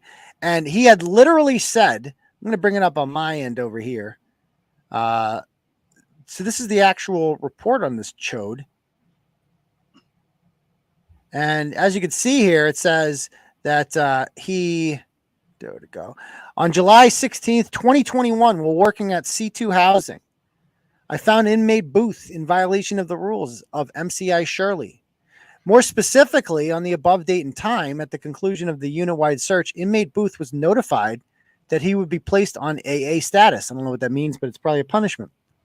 At this time, he became agitated and notified the officer he has no problem stabbing any officer because he has, quote, nothing to lose. Inmate Booth also stated that he would be ready to turn up when the time began. So basically, he's like, yeah, I was planning on doing this the whole time. Like, I was going to stab a motherfucker the first chance I got. And they're like, you know what? Go use the weights, young man. You've earned it. Have a good time. Now, also, it comes out this week. The other story, Deb, if you could bring that up. The couple, I've been talking about bad timing. My inbox the last week or so was just filled with the wives of corrections officers and COs themselves who are just so fucking furious with this shit, who have had enough. Oh, actually, yeah, you can bring it up on your end. Who've had it up. And all of a sudden, the other thing they're really mad about is Norfolk MCI. Nope. The one on the Celtics. Oh, sorry. Hold on. The Celtics one. So basically, Norfolk MCI is planning on hosting a Celtics game. And I don't know who would be playing in this, but I'm guessing Jaylen Brown's involved because he loves this shit for some reason. And I try to separate my sports from my politics as much as possible because I know that I'll never agree with them on anything, and I just want to watch them play, and that's my thing. But apparently the Celtics are starting their season September 29th in Norfolk. There's this whole thing about like BLM has been like prisons are racist because too many black people are in prison. So the problem isn't that black people are committing too many crimes, it's that too many of them are in jail. And so therefore it's racist. Okay. And instead of just like taking steps to reduce crime, we take steps to reduce prisons, and as if that will fix anything. Okay. And we got this internal memo that shows that the Play for Justice initiative with the NBA is to facilitate a series of basketball games and intimate roundtable discussions. These games and discussions are currently incarcerated men, blah, blah, blah, with NBA players. And the basketball games will consist of 2 teams of 5 inmates. Current NBA players will coach the inmates who will play against former Celtic players and the Celtic coaches. So what? It's like a fucking experience you paid for Coach somewhere else. I know. Like this really is like a fan. Oh, like dude, you could raffle that off for like right $5 grand, $10 grand. Yeah, easy. You know, somebody's like, yeah, awesome. You know, so it's like, and by the way, I'd also like to point out, like, who are these former Celtics players? Is Paul Pierce one of them? Because the guy locked up for stabbing Paul Pierce in the face is in Norfolk. Probably shouldn't be one of them then. Like, this is insane. So I get alerted to this and I put it out there. And Deb, within 24 hours, it's canceled. It's canceled. And guess what, folks? That's what I do. Is nothing, okay? Turtleboy is so nothing. Total coincidence, by the way. Total coincidence. Totally. Turtleboy. That's what the haters are. Well, what proof do you have that you were doing this? Well, I have none, but it just happens the fact that we're going to have the game. And then I wrote about it. Now they're not going to have the game. And by the way, that's what I do, folks. I fix problems. This is a problem. This needed to be fixed. This should never have been allowed to happen in the first place. And I wrote about it. And that's ultimately the premise of what Turtleboy is, shining a spotlight on problems and then shaming them into doing better. And that is exactly what ended up happening here. Oh, by the way, A is awaiting action.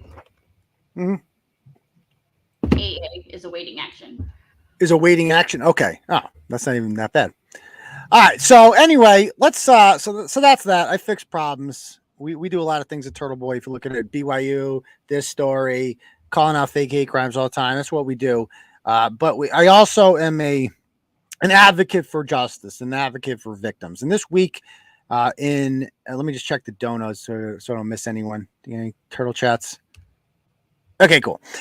So I attended a hearing for a woman who is associated with me, friends with me, and the Krusty Panties decided to start attacking last December after Christina Yakimovsky alerted this woman of our friendship. And so she started just attacking this woman relentlessly for no reason, a woman who's done nothing to her. On December 13th, Kate posted this woman's address, and she said on her show that you said I wouldn't find out where she lives and that I wouldn't show up at her house. Well, you were wrong on both fucking accounts, son. Big tough guy, the way she talked. And so she basically, I'm going to find out, I'm going to her house. Within a week, I got a text message from Chrissy with a picture of this woman's house saying that Leah sent this to me or whoever. And so basically, post your address. I'm showing up at your house. People show up at her house. Within a week, she starts posting this woman's intimate photos on her Facebook page and her YouTube account. And, how those photos got to Kate Peter, quite frankly, is irrelevant because they weren't posted anywhere prior to this. Kate was the first person to post the pictures, and she did it with the intent to hurt this woman. Well, really to hurt me, she thought, but she's like, fuck it, I'm going to hurt everyone around him too because they're fair game. That's the way she views this. Anybody who is around Aidan supports Aidan, and Aidan is the one exposing me for being a piece of shit mother. So I'm going to go ahead and, fuck with their lives for a while and send people to their house and threaten them and all that good stuff. So anyway, I went to this woman ended up getting filing for a restraining order against Kate Peter, and she's filed it for in Boston at the house that Gianetti built, West Roxbury Courthouse, and it was granted ex parte, which means Kate Peter was not there for it. And it was an emergency, they said, because of the seriousness of what this woman was posting. Now, a smart person, just pro tip, guys, if you got a emergency restraining order, I've had these put on me before. A lot of the times they're bullshit, and because you haven't had a chance to defend yourself yet, and everyone has a right to do that. So you got a hearing 2 weeks later. During those 2 weeks, if this ever happens to you, pro tip, just shut up for 2 weeks. You don't have to shut up completely, but just avoid shitting on this person that has the order on you. After you beat it, then you can talk all the shit you want, but you got to make sure you beat it first. Kate Peter was incapable of that. She called this woman she did a 30 minutes live show in which she talked about what a slut this woman is. And, you deserve this for being associated with him and your collateral damage, she called her, and really horrible, horrible things. And she actually spoke directly to the woman and, directly addressed her during a stream, which apparently Kate thought you could do. You can't do that, Kate. That counts as contact.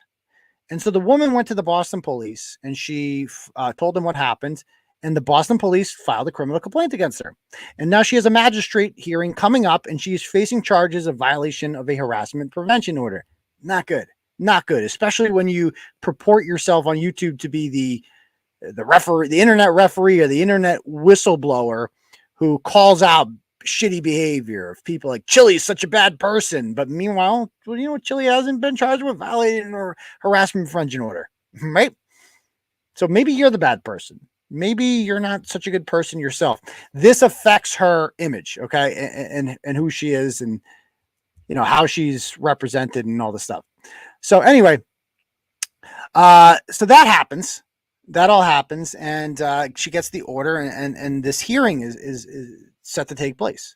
And so I go down to the courthouse, and I listen to the whole thing. And on Tuesdays, I kind of explained as best I could what happened from memory, and I applied to get the audio because this is all publicly available audio. And I got it yesterday, and it was interesting. Now, I put it up, and I put some clips of it up in the video. We're going to listen to the whole thing in a moment. But I put some clips of it up in that video that I posted, I think, last night, some of the highlights, because Kate's lawyer Ooh, she's a real gem. Her name is Elyse Herndon. She's a boss. She's a boss girl. She's a boss girl boss, if you will. And Elyse Herndon or Hershon, or whatever the hell her name is. She has a very interesting Instagram. Let me just bring up her IG here. We did this on Turtle Club the other night. You're such a wiretapper. We know the I'm truth. a wiretapper. Yeah, I'm a wiretapper. So yeah. So nope, that's not the one I want. Actually, I want to bring up share screen. Let me do. You know, Linda Andino went on Kate's page and apologized and said how I saw. I'm dealing with Linda privately. Linda's we're like out of control now. Okay, so Linda's beef is with Joelle, and I just feel like she's just she hates Joelle, and I'm like, I don't. It's none of my business, Yeah, you know. It's like, but she just thinks like everything. She's like, by siding with Kate Peter, I'll stick it to Joelle. It's like, Linda, you can dislike both of them. Okay, so we'll say that. So this is her Instagram. Like, these are the kind of things she writes. This is about a fat guy that she represented. I blogged about this guy in 2016. This guy killed. Get this story. He lived in Spencer. He's from Indiana, and he met this chick on MySpace. And the girl drove out to him in Indiana because he's homeless, picked him up, brought him back here, got impregnated by him, had a kid, got impregnated by him again. And when she was in the hospital giving birth, he was at home fucking her twin sister. Or at least he claims raping her, because he claims he's fucking her, that she was just into like bondage and shit. I'm sure. And he killed her. And he claims his defense attorney in this was Elyse Hershon. And her defense was he fucked her to death. I swear to God, that was their defense. Shut the fuck up. Yeah, because he weighed 400 pounds, and their defense was he fucked her to death. I mean, she posted it here. Let me flatten that bitch, dude. Nope. So her Instagram is a real trip. This is not a joke. She goes, here's the back of my head of my client next to me, who was accused of murdering his wife's identical twin sister during sexual intercourse, was pregnant wife, was in the hospital having their second child. Our actual legal defense was that it was an accidental asphyxiation during consensual rough sex because of his weight, excess of 400 pounds, as you can see below in Nancy Grace's body comparison chart. We had forensic expert testimony that supported this possibility. An accident is, of course, not first-degree murder. The biggest problem with the biggest problem with the case was that he did not call the police or tell anyone or try to save her. He freaked out, left, and went to McDonald's drive-thru and ordered food for himself and his toddler in the middle of the night. Then he lied and told numerous conflicting, far-fetched stories to police about what happened, blaming everything from drugs to aliens to Midwest gangs. He was only in his early 20s. The twins had just graduated high school before. Can you guess the outcome? Hashtag lawyer up. Hashtag lawyer up. So wait, the twins had just graduated high school, but so were they like barely legal too? Yes, that's correct too. Oh, great. So this is, by the way, you can't, it's rather unprofessional to go on Instagram and call your client a liar. Like, that's one thing you probably shouldn't do, is go on Instagram and do that. Like you should probably tell the court if you know that your client is lying. Yeah, and right. So she's basically telling that. And so, it's a weird thing to go on and publish. And I love how she ends it. She goes, "Can you guess how it ended? Oh, I know this one. He was found guilty of murder." So she's so bad at her. She's basically saying, "I'm so bad at my job. This fat fuck. I had this ingenious defense, and it completely failed." But it's actually his fault because he's a fat. Yeah, that's what piece that of was. shit. Exactly. That was oh yeah, it's his fault. Check out her IG if you guys want. I'm going to put it in the comments if you guys want to check it out. It's like such a joke, dude. Like, it is. Like, you'd be like, the future of like how you're going to get clients. Like, really? This is literally LG if she was an attorney. Like, attorney LG. It's like she takes a bathroom selfie at every courthouse and like does the whole like, I'm a lawyer, hashtag lawyer up. Check out my outfits. Lawyer up. Like, are you kidding me? Like, who gives a shit? Like, I've never seen someone so into themselves. Like, dude, if all you have to do to talk about is yourself, then you're a narcissist. Like, you are completely full of yourself. And all she brags do a good job and let your work speak for you. You don't need to. I wear masks. Shit. I wear masks every day to match my outfit. We are all over here like doing lawyer stuff. I'm a lawyer. Are you a lawyer? I had no idea you were a lawyer. Okay, lawyer up. Trying to send out not guilty vibes. Lawyer up. If I had, dude, if you like jail and like going there for long periods of time, hire this woman. Right. You'll be very satisfied with the results. Got a guy out of jail today, reduces bail from 1,000 to 0. He cried, # lawyer up. My client, I got out of jail, like called me the Bill Belichick of lawyers, # lawyer up. Like this goes on and on and on. Like Roxbury Court, at Staples. Like I would recommend going through this, just read her stories. You'll never see somebody so full of themselves as this woman. Like you'd be like, is this a joke? This can't be a joke. It really is like a joke. It's like insane. You'd be like, this is a serious person, like wants to be taken seriously. It's like anybody that talks about their job this much on social media, they just need to get. She's a lawyer up license plate. Shut up, dude. You didn't see that? No, I just saw it. I can't. The lawyer up light. Check out this. There it is. Yeah. You see it right here. It says lawyer up the Beamer. She's a very serious person. Stupid. I mean, look at like you have to be kidding. So proud of herself. Like, shut up. It's like so stupid. Right. And like the nails in every picture too. And there's nothing wrong with being proud that you got through, you passed the bar. That's awesome. It's hard. Yeah, good for you. Yeah. But dude, really, you have a hashtag? Like, we don't need to see your friggin' coordinated pedicure every day. Like, show your work.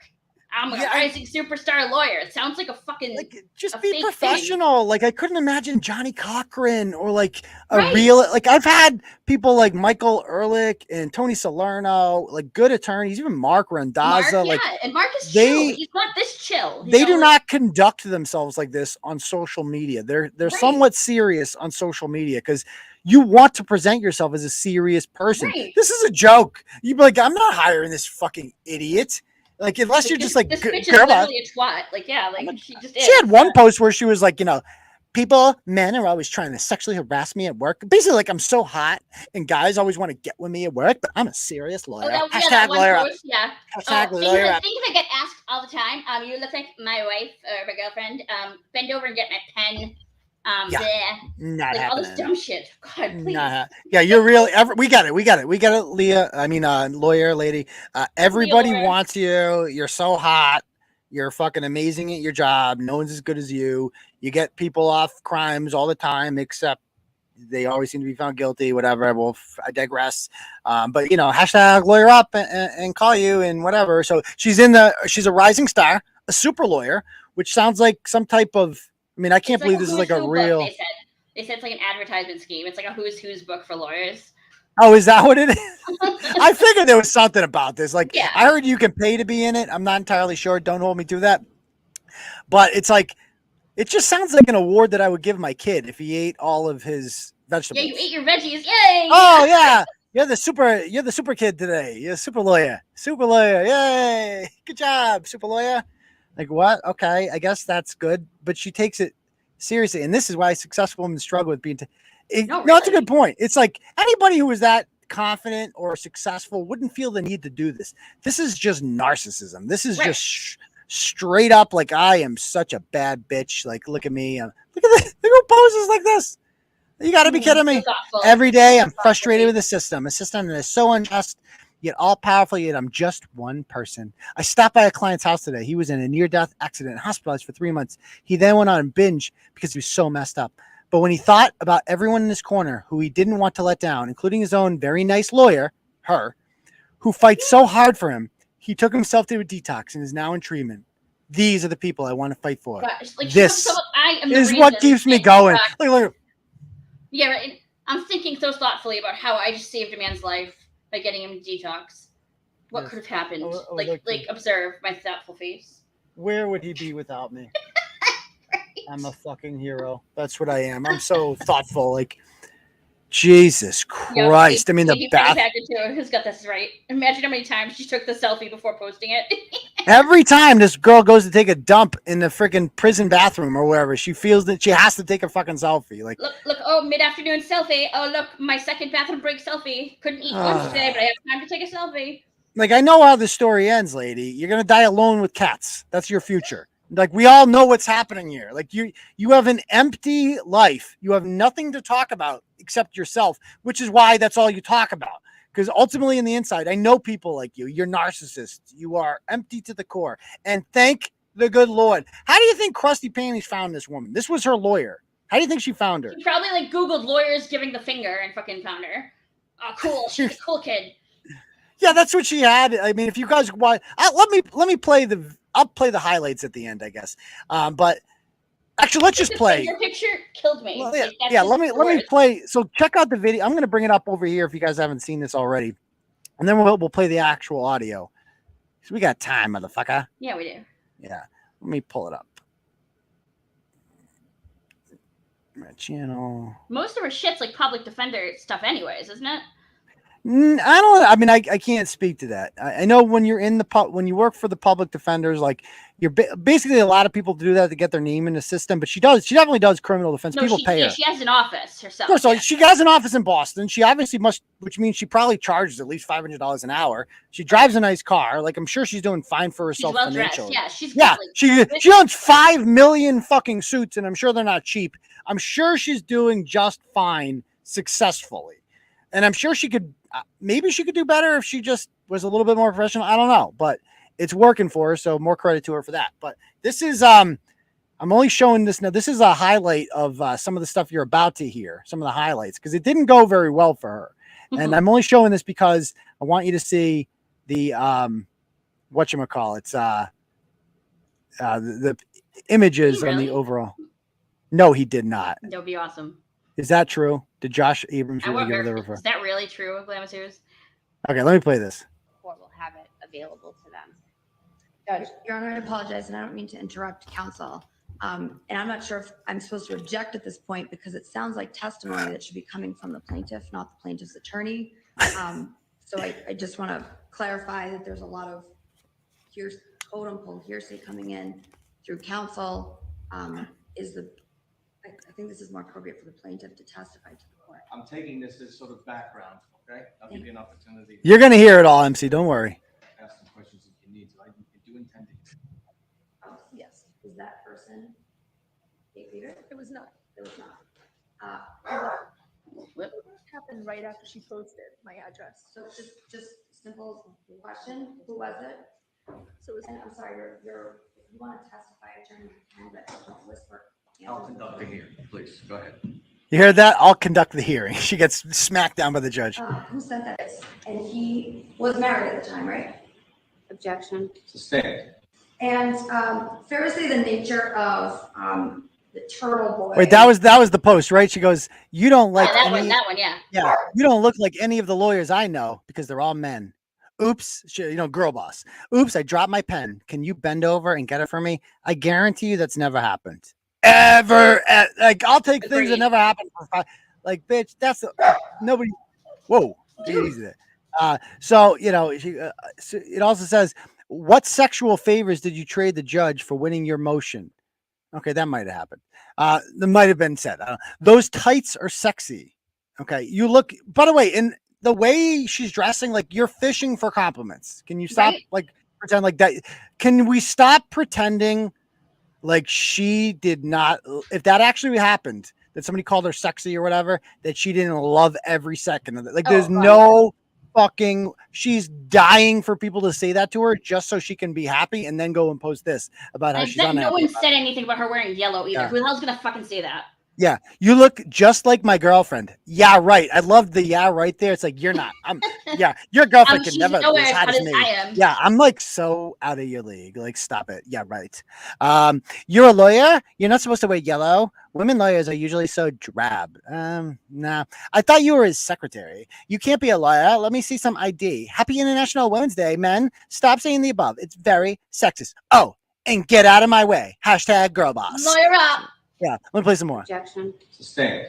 And fair to say the nature of the Turtleboy website is to post and to talk about news stories, right? Yes. Objection. Essentially is Sustained. Please move along. Sustained. possible that's on the internet and other places and that was posted. There's the middle finger. And fair to say There's the middle Class finger. act right there. Yeah. We say about to lose my shit part 2. It's like, why would you post this? I'm about to lose my shit. That there are other Real photos close of to Ratchet. Mr. Kearney with other women in there. Objection. Sustained. And fair to say did you work for Turtleboy Sports? I did not. Can you turn your volume up? So you've never done I am. It's all the way up. Okay. How did you guys meet? Objection. Sustained.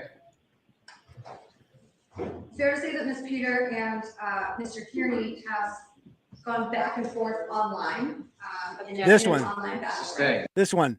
She goes, apparently I was pissed off the last time I worked on this case. Hashtag lawyer up. Fucking bullshit idiot. Like that's what you wrote. Oh, you're such a badass. Ooh, what a fighter you Oh my are. God, You're right? feisty one. This one. Ooh, lawyer up. Fair to say that Mr. Kearney's posted some Objection. Sustained. and Murder court. Murder court. Hashtag murder. Imagine that. No, I never met that person. Like imagine you're fighting for your life. Murder Like, court. I'm on trial for goddamn first-degree murder. Like I have everything to lose here. Like your lawyer's in the bathroom going, hashtag murder court. Like what? Like, the first thing she thought of when she woke up today was, what can I wear to look amazing? Like, Yeah. today? Hashtag lawyer up. Okay. Right, really? In my life. Sustained. Issue for me. Oh God. Was Miss Murray in particular. It's a mood saddened to landing. hear that this had any impact at all, but certainly was never directed at her. I'm a female, she's a female. The story's always been Mr. Kearney and his, indiscretions. That's better. and affairs. Look at that serious Her face. life has been through too. In fact, in some of my coverage, right. which obviously hasn't come out in the plaintiff's testimony. All right, thank you. Shut up. Have you seen this photo online? Looking at guns Yes. and drug evidence. Was this photo online on other websites? Imager.com, yes. Oh, did you see this one? Oh my During God. trial, it's totally normal to butt heads with your client. Today, things changed when my client overheard me talking about the 420 holiday, and he now thinks I'm cool, which has totally shifted his attitude toward me. I've always said weed brings people together. Happy 420. It's like, I'm not, it's literally the meme Cringe as fuck, from yeah. Mean Girls. It's so cringe. It's like, I'm not a regular lawyer. I'm a cool lawyer. I am a 420 me and my clients, we talk about smoking weed because I am fucking cool, man. I smoke joints, I smoke blunts, I smoke it all because I'm the cool hot lawyer with the snazzy outfits, and I do bathroom selfies. Hashtag lawyer up.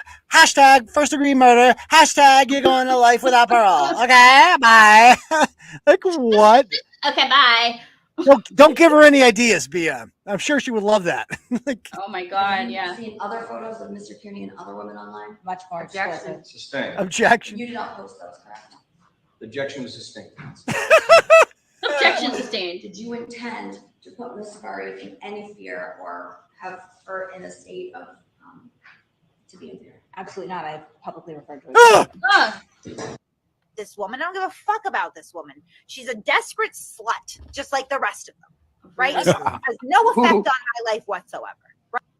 seems like she does Okay. though, because that was a pretty angry fucking. Yeah, comment. it's like you seem upset there. Pretty emotional about that. Use the ways. And by the way, pro tip: don't call people desperate sluts when you have orders out on you. That's not a good look. Not a good look, dear. Now, as you just heard, I have the audio. That is something. This is public information. Anyone can get that audio if they want. No, but we of sat in course, the courtroom and yeah, recorded it. because Kate's a fucking moron. She's seen the video because, of course, she has, and she's very upset about it. And so she's like, she posts it, and she's like, "Oh my God, he can't find a bad photo of hot lawyer." This is her big thing. Is she calls her hot lawyer? It's like this is Hot lawyer. like this is what you. This was your plan. Like get the hottest. I mean, she's okay That's- and looking. then she still talks about it like she's lost, but she's like, "Oh yeah, Yeah, hot like- lawyer." Like, dude. Like, dude, you got Genduso 2.0. That's you have Genduso layer. That's what this is. Okay. And yeah, whatever. She's not bad looking for sure. Like at no point when was I in court was I ever like, oh man, she's hot. Like Yeah, it she's never not, like she's not like swiveling heads hot, but she's like, yeah, it's like you know, yeah, she's wasn't. I mean, she's girl next door looking, I guess. Yeah. But not like hot, like not really. He goes, so fuck him. That's a fail in and of itself. Now, Kate had one job. This lawyer had one job when it came to Kate Peter. Not get the order. Like that was your primary objective. The whole point of hiring this attorney was to help you not get an order placed on you. At the end of the hearing, you had an order placed on you. So she completely failed. Like that was her only job. And you're just like, she's awesome because she's hot. She's super hot, though. Don't worry about that. She's hot. So what? Yeah. So she goes, fuck him. That's a fail in and of itself. He cut up the hearing, apparently. Must have forgotten that FTR exists. FTR is the recording service that I got this from. Dumbass. Like literally, I got it from. That's what made me laugh so hard. I'm like, what do you like she fucking thinks mean? she's so smart, bitch. I got this from FTR. So there's a record of his affair on public record again. I would like to point out that I've publicly talked about my indiscretions and things, you know, my inability to keep it in my pants, like publicly on this platform for how many months now? Lots. Like, yeah, it's not exactly she cracked the case. It's not. Oh, good job. Nobody gives a fuck. Literally, Kate, nobody cares and everyone knows and still nobody cares. Right? And that's the thing. It's like, obviously my private life is my private life and my personal life and my personal life.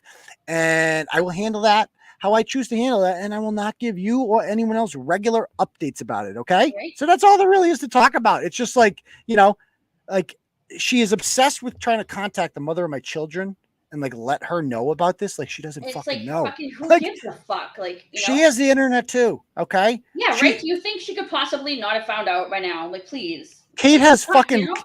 Kate emailed her at work. Like that's how fucking with this and like later, your husband's having a salacious affair, but it's like, bitch, what the fuck's wrong with you? Like, I'm pretty sure she'd be doing better if you didn't fucking mail her shit and email her. Like, yeah, you know? and like CC'd the principal of the school. Like that's madness. not necessary at all. Like, Yeah, it's just like, ridiculous. and they're just like, you know what? But you know, I know you. We all know you did that, Kate. They know you did it too. And you know what their reaction was to that? Like, document it. They contacted the police. If you keep doing it, you're gonna get a harassment order from an elementary school because you're so obsessed with me. For some reason, you can't. And like, what is her goal? Like, what is the win for her here? When I eventually get divorced here, it's like, then like she's gonna think she got to win. She'll like, take credit for it or something. Like, I don't know. Does that make you feel good? Like, who cares? Millions of fucking people get divorced. Shit happens. Like, what the fuck do you want? Regardless, yeah, it doesn't Like, matter. does that make you feel good? I mean, is that you won? I mean, at the end of the day, my faults and my indiscretions are relatively minor. If that's the worst that you could find on me, like that I'm human, that I can't keep my dick in my pants sometimes. I'm sorry about that. Really sorry. Sorry about the consensual sex. I'm really sorry about that. But you know, that's the worst that you can find about me. Then I think I'm doing an okay job. Like, here's some things I have. Until she can produce fucking divorce papers of her own, I think she should shut her mouth. Because yeah, and that's the irony of this all. In that the elephant in the room is that Kate Peter is married to a man named Stephen Young who beat the fucking shit out of her 10 years ago. According to Shannon, she probably deserved it. That's what she said. But she beat the shit out of her. And then DCF said, you got to stop hanging around him or else you ain't getting the kids back. She kept hanging around him anyway. And as a result, lost the kids permanently. 2 of them were forcefully adopted out by the state. And now they live with a real family and a real mom in the neighboring town. The 2 older kids were too fucked up and too institutionalized in the system. And nobody would have taken them in because they had too many problems. And so their goal was to reunite Kate with them.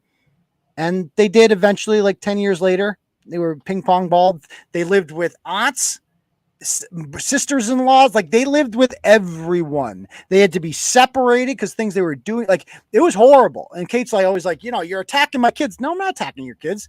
I'm attacking you and what you did to those poor kids. I'm defending those kids. Like, stop hiding behind them. Stop pretending like you give a shit about their well-being. You clearly don't, which is why they're like in this situation in the first place, is because you've exploited them. You've harmed them years and years, and you've never taken accountability for it ever, because you still present yourself as like this good, caring mother. That's why you present it to me, but that ain't who you are, girlfriend. And so my crimes, I never abused my kids. That never happened. They were in DCL. Never going to be involved in my life ever. Like, and so it is involved in your life though. So that's the difference between you and me. I've also, things that have never happened to me, I've never had a full year restraining order placed on me because I've stalked someone. And I've also never, you know, had a criminal truck on fire. Never set a truck on fire, allegedly. Never hacked in someone's account and wrote threatening messages to myself. Never did anything. But again, she didn't get in trouble for those, so we can't count those. But we can count is that I've never had a criminal complaint filed against me by the Boston Police Department for violating a restraining order. You have. You're still facing that. I'm not the bad guy here. You are. And your obsession with me and Chili and people like them is just a deflection so that people don't focus on your character and all of your flaws, which are significantly worse than the things that you're choosing to focus on. All you care about is where my dick goes. For some reason, that matters to you a lot. I know the red meat, Kate, is on your mind frequently. I know it's bigger than anything you've ever seen in your whole fucking life. You know, is extra emojis galore in there. I totally get it. I totally get it. And you're upset that I get it. I get it. I've seen what you look like. You probably don't get a lot like that. I get it. I get it. But it's not my fault. Okay. Whoa. No, it does. Take it easy there, Carrie. Carrie's after 10:30, so she gets nasty. You know? Oh yeah. This is around that time. Okay. So it goes on. So she also says, so there's a record of his affair on public record, and I'll remind him. Yeah, I know, Kate. But he illegally recorded another hearing. She tried to get me. Like, really? Kate, you tried to get me nabbed for recording the Big Black Jeffrey hearing. You tried to get that idiot to file a criminal complaint against me. He tried and he failed because you cannot wiretap a courtroom, you fucking dumbass. There's no such thing as wiretapping. It's not against the law. It's just against the court rules. So it's not even illegal. Right. People do it all the time and whatever. But most importantly here, Deb, she thinks that audio I just played, I was sitting in court recording doing it. Yeah, okay. You fucking dumbass. I'm going to show you in a minute why I didn't, Kate. You fucking mental midget. Oh, my God. What else are people saying? Somebody says, is this illegally recording? Yup. Oh, yeah. Nothing gets by Krusty Panties. Detective Krusty Panties. And this is things that they're saying about the victim still. You know, this is what she says about her lawyer. She's smart and successful and a badass. Yeah, okay. And then she says about the victim, as soon as there were tears, it was a wrap. As if the person's tears are not legitimate, as if they don't matter, as if you didn't cause those tears. Right. And there's no ethical attorney, one of her legal counsel says, would allow the client to crocodile in court. Yeah, they weren't crocodile cries. They were allow them. Yeah, okay. Yeah, I'm sure. And then Kate says that she was clearly coached. Yeah. Or like this is just somebody who is unwilling to admit that they stalked, harassed, and threatened a woman for 9 months for no reason at all, except for who she associates herself with. Okay. So like, it's not a big deal at all. She says, like I've been saying, in order not to contact someone I've literally never wanted to or needed to contact is not a change in my life at all. So then why did you fight it, Kate? If it's not a big deal, why'd you spend $3,000 on this lawyer? So let's listen to lawyer. It's just frustrating to see the courts turn into circuses like this when you've done it how many times? Like, please. I know, right? Like you literally took me to court for some bullshit order and I won. And the audio of that was fucking hilarious. So again, Kate, this is something called FTR here. So I know you think that I recorded this and you told all your idiots in Discord that I did. I didn't. Okay. This is FTR. Anyone can request this. I requested it and you pay $10 and I got it. I got the whole audio, Kate. Okay. So you fucking moron. This is what it's from. I don't know what you're legally recorded. No, bitch. I just got it. That's what I do. Because that's what I do. Unlike you, I'm actually resourceful. So let's play the tape, shall we? Let's start from the top. This is the good stuff now. Here we go. All right.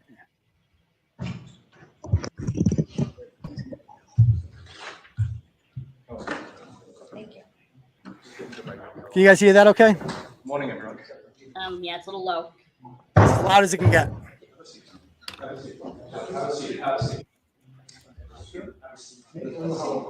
Okay, so what's going on here? I got to give you the kind of like play-by-play. Chili DeCastro and his right-hand man, Zane, they sat next to me in court, and Chili didn't even know he was sitting next to me, and he was like looking around for her. And then he finally sees Kate across from the court, across from the room. He goes over and he attempts to serve her, and he gets told to go away from her. And then later on, right when this case is called and Kate goes up, Zane, the other guy there, with sunglasses on, goes through the door there, the little push door, and goes into the lawyer area and attempts to serve her once again. Chili is taping this all. It wasn't live stream, he's taping it all while this is happening in a courtroom. And so this is the audio that you're hearing right now. Like, it's wild. So let me play some more of this. wish we could see this. He's working in the court's official capacity right there. He's working as a process server. He's not breaking any laws. It's a constitutionally protected activity that he's doing, so you can't man up on him like that. He served a notice of a lawsuit. Sure, I'll talk to you outside, but he's doing a constitutionally protected activity, so you can't really man up on him. That's chilly. That's chilly right Can there. everybody introduce themselves for the record, please? Okay.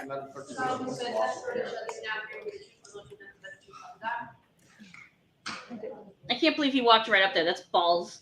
Yeah, that is. So that they go outside for a bit and they start chatting about it, and I see arms waving. The court officer who first came over to me, and he just says to me before the hearing started, he goes, "Keep up the good work on the Monica Cannon Grant stuff." So he obviously has read it, and that's the difference between Kate and I. Is I go to a place like this and people know who I am, and Kate goes to a place like this and nobody knows who you are. Because Kate Peter does not exist outside of YouTube. Every time I have to explain who Kate Peter is to somebody, they don't know. Like, that's the thing. Nobody knows who you are, Kate. No one's ever gonna. Nobody who matters will ever know who you are. But they will know unless I talk about you. Which, quite frankly, you're not even a big seller around here. Like, you don't get the views that other people get because you're kind of irrelevant a little bit. But I still like to. Your arrogance fascinates me. Let me just put it that way. Your unfounded arrogance fascinates me. They said you lied about what? They said I lied about. Oh, so they were there, so they know that. So basically, they heard what a court officer whispered to me. Sure. He They never think said that. Why? Because he didn't announce it to the whole courtroom? No, of course they do, and of course every court officer in the state reads Turtleboy. I mean, everybody in the state. Your fucking lawyer admits everybody reads Turtleboy. You'll hear. So let's skip to that part here. So silence for a couple minutes, and then so the victim's lawyer. They have no friendship. They have no relationship. So this is the victim's lawyer. Her name is Kei-Fei. Her daughter actually was Kazette. I had her on here. Really sweet girl last year. Kazette, really nice girl. She was the basically the love child of a douchebag from Weymouth, a former cop who ran on a family values campaign for city office in Weymouth, and had a child, a 15-year-old child, who he completely refused to acknowledge the existence of, and has been avoiding this girl his entire life. And he's just a piece of shit. And so she contacted me and was like, wanted me to blow him up. So I did. And she was a real sweetheart, and he lost the election. It was great. So let me play some more of this. This is Attorney Faye. I do believe this is the first time that my client has laid eyes on her. Miss Peter runs a website. It's called masshole.com in Troll Mafia, where she has 25,000 followers. Back on December 13th, she had made a post because unfortunately my client is just, as Miss Peter describes it, collateral damage in her ongoing feud with someone else. So she posted Miss Peter's name, her address, not her exact address. She said, her name's Lauren, she lives in Roslindale. By the way, Sherman, that's all I'm gonna say, and a duplex. Your Honor, my client lives on Sherman Street. There's only one duplex on that street. And says to her, sorry about your social media accounts. So she knows she had to shut her social media accounts down, because she knew once she published that she was going to start getting inboxed and harassed because, again, 25,000 followers. So I'm just I've said most of this already. Basically, what Kate has done to this woman, harassed her and posted her address and all this shit. And this woman ended up getting a bunch of threats as a result of that. Leah Genduso went to her house at the request of Kate Peter. They're all working together. None of this would happen if Kate Peter didn't post any of this stuff. She clearly was the one inciting all of this. And she admits, like, her only reason to do this is because she didn't like who this woman was hanging out with. So I'm going to go to the part here where she's giving her. So how these hearing orders work is the plaintiff gets to say something, or their attorney, and then the defendant's attorney gets to say something. And then if they want, they can cross-examine each other. They can question the other person's, and you have to, take the stand, even, so it's not like a regular trial where you have like a Fifth Amendment and stuff like that. Like, anyone could be questioned. And so she's basically giving a background here. And then I'm going to skip to the part here. So I won't bore you with it. It's just Attorney Faye talking and explaining all this. And you're not supposed to interrupt. You're supposed to like let the other attorney speak. Well, she didn't do that. So let's listen to this part right here. Let's go to. You know, when this first happened, I couldn't eat for a while. I couldn't sleep. Constant anxiety. So this is the victim. I couldn't eat. I couldn't sleep. Constant anxiety. Depression. Just no one knows are out there. And family and friends are. It's just. It's going to get worse. She's crying. Counsel. Good morning, Ms. Murray. Oh, wait, no, actually, did I go too far? Where was the part where she objected? Oh, no, let me go to the part where she objected. So that I'm going to come back to that 1 second. Let me go to the part where the judge talks. Sounds like testimony that should be coming from the plaintiff, not the plaintiff's attorney. So I filed that violation. So this is the lawyer. So this is Kate Faye talking about everything. And during her soliloquy, she gets interrupted by girl boss attorney here.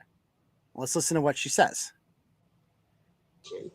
He said, so the court will have it available to them. Judge. Your Honor, I apologize, and I don't mean to interrupt counsel.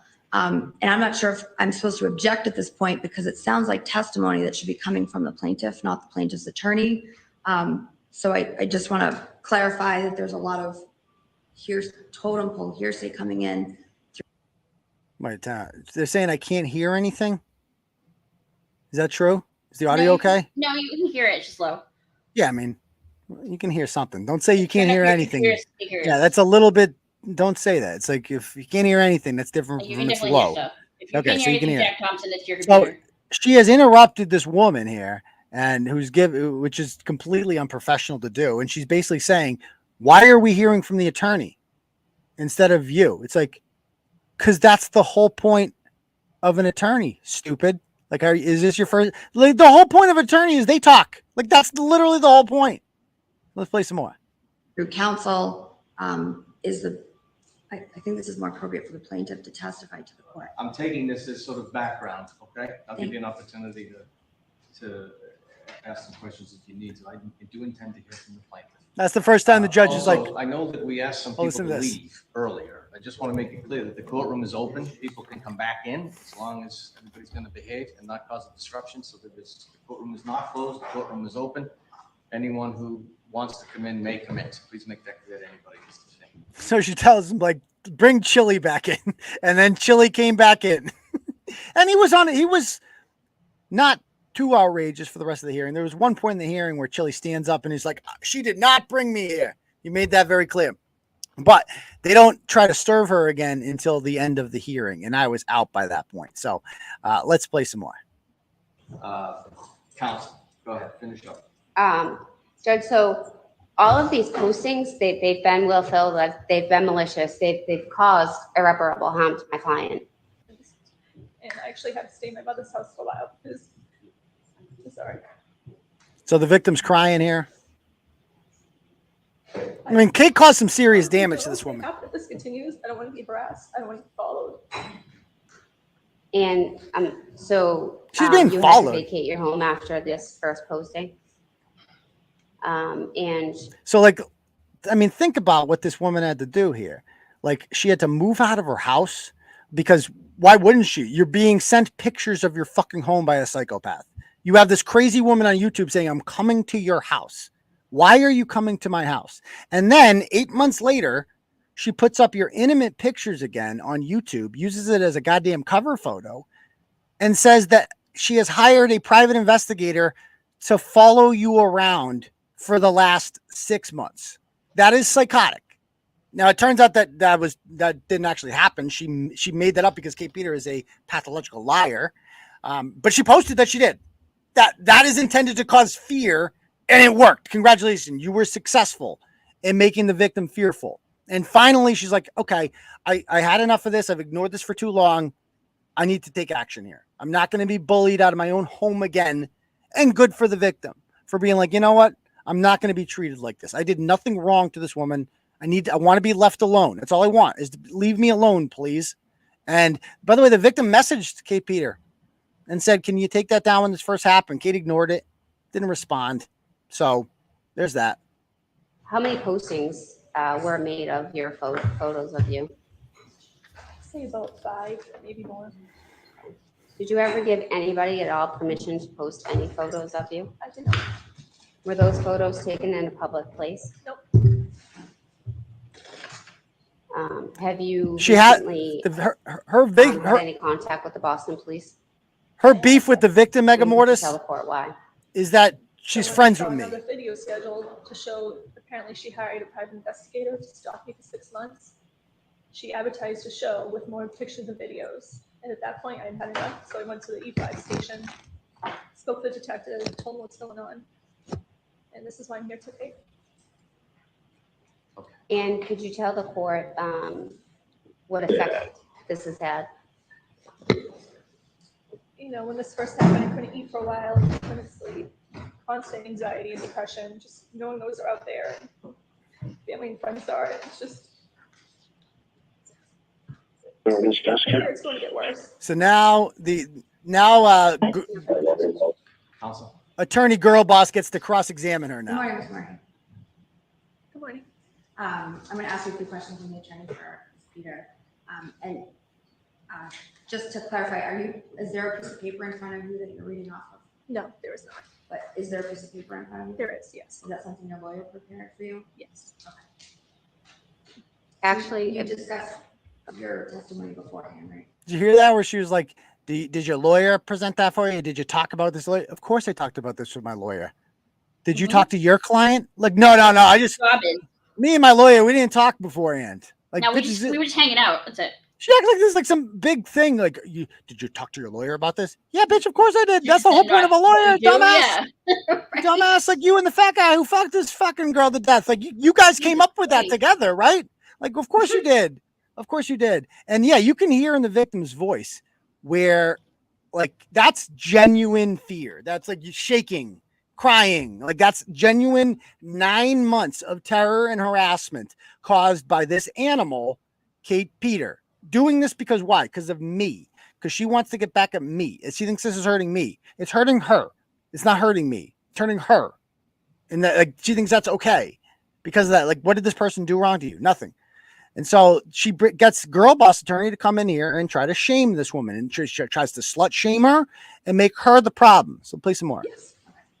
Okay. And your lawyer told you exactly how the statute is set up, right? Yes. Okay.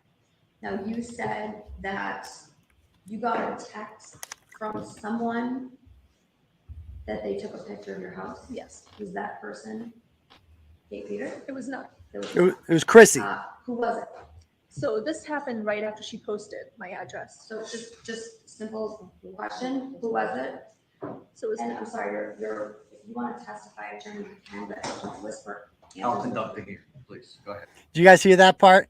She goes, so she says, so the attorney is trying to, communicate to Lauren, and she goes, and she whispered to her something. She goes, if you want to whisper, like if you would like to testify, you can, but please don't whisper to her. And then the judge admonishes her. He goes, I'll conduct the hearing. Like, it's like, bitch, who do you think you are? You ain't the judge, girl boss. Like, it's like, bitch, it ain't your job to tell this attorney what you can and can't do. It's the fucking judge's job. I mean, is this your first day? It really sounds like it. Like, and ask him, like, well, I don't know if I'm allowed to, like, object right now. Have you not been to fucking court before? Like, yeah, is this like, I know, it's just like, imagine you put your life in this person's like, the hands. ineptitude of this is like, yeah, this is just a simple. Bitch, you going to jail. Like, if you're you fighting like for murder, fuck no, I'm screwed. God, what an absolute moron. So let me play some more. Who sent that text? a friend of mine got that text. So you did not receive that text, right? No, but they sent a picture of my house to that person. You said they sent a picture. Who's they? This woman named Chrissy. So not my client. No, but they were associated. She was a follower of Kate Peter's page, so that's how they were associated. Yeah. There's 25,000 people that are associated with my client's page. Right? Yes, but they were friends and they were all in on it. Okay. And you're saying there were 5 different postings of a photo. Yes. Is that fair to say?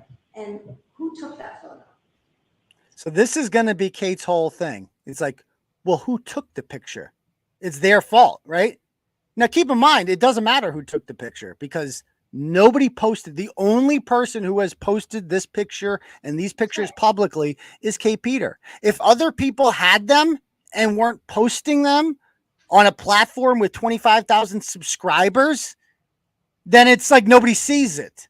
You posted it for the world to see. Yeah. That's the difference. I don't know if you understand how the internet works, hot attorney, lawyer, boss girl, but that the rest of us understand that like social media is powerful, and she put it up there for the world to see. Like she did that on purpose. And again, like somebody said, they could have blurred the girl's face out. If you just wanted to get me, blur her face out. Cropped her off completely. Yeah. So let's play some more. I don't know how she got them. It was Who took the photo? Objection. they were private photos that should not have gone out there. What's the relevance of who took the photo? It's relevant, Your Honor, because it's an exhibit, or it's been offered to the court as evidence. So I'm trying to give some context to where this picture came from. Okay. And how it eventually came about. And then? Well, your client wasn't authorized to possess it, is that? There you go. My client did not possess it. Okay. Wait. My client did not possess the photo? The photo that she posted? How did she not possess it if she didn't? How did she post it if she didn't possess it? Oh, this is a good attorney. Oh, what an attorney you got here, Kate. Oh, yeah. Magically, it ended up on her page. She didn't possess it. And she admits right to the judge. The judge asked the question, like, did she have her permission to post it? No. What the fuck are we talking about? Who does it matter who took the picture? You didn't have permission to post it. End of story. I will get there. I'm going to baby step this. Oh, gonna baby step. Baby step. I think there's some indication of this in the affidavits. Isn't that fair? Affidavit. It is, Your Honor. All right, so I'm going to allow some limited questioning. Please get to the point. Thank you, Your Honor. In this photo, this is you and someone named, or that goes by the nickname Turtleboy, right? And is that Aidan Kearney? Yes. And fair to say that this was a private photo, right? It was, yes. And fair to say that the photo's been covered up and changed, right? You don't know who dispersed that photo, right? I don't. So between, as far as you know, just you and Aidan had a copy of this, right? And you did not send this photo to anyone. I did not. So Aidan must have sent it out, right? We don't know. Well, you didn't send it out, right? Again, they're trying to put me on trial here. It doesn't matter who sent it out. It doesn't matter. It's completely irrelevant.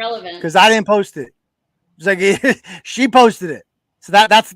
And why are we talking about me? Like, what do I have to do with anything?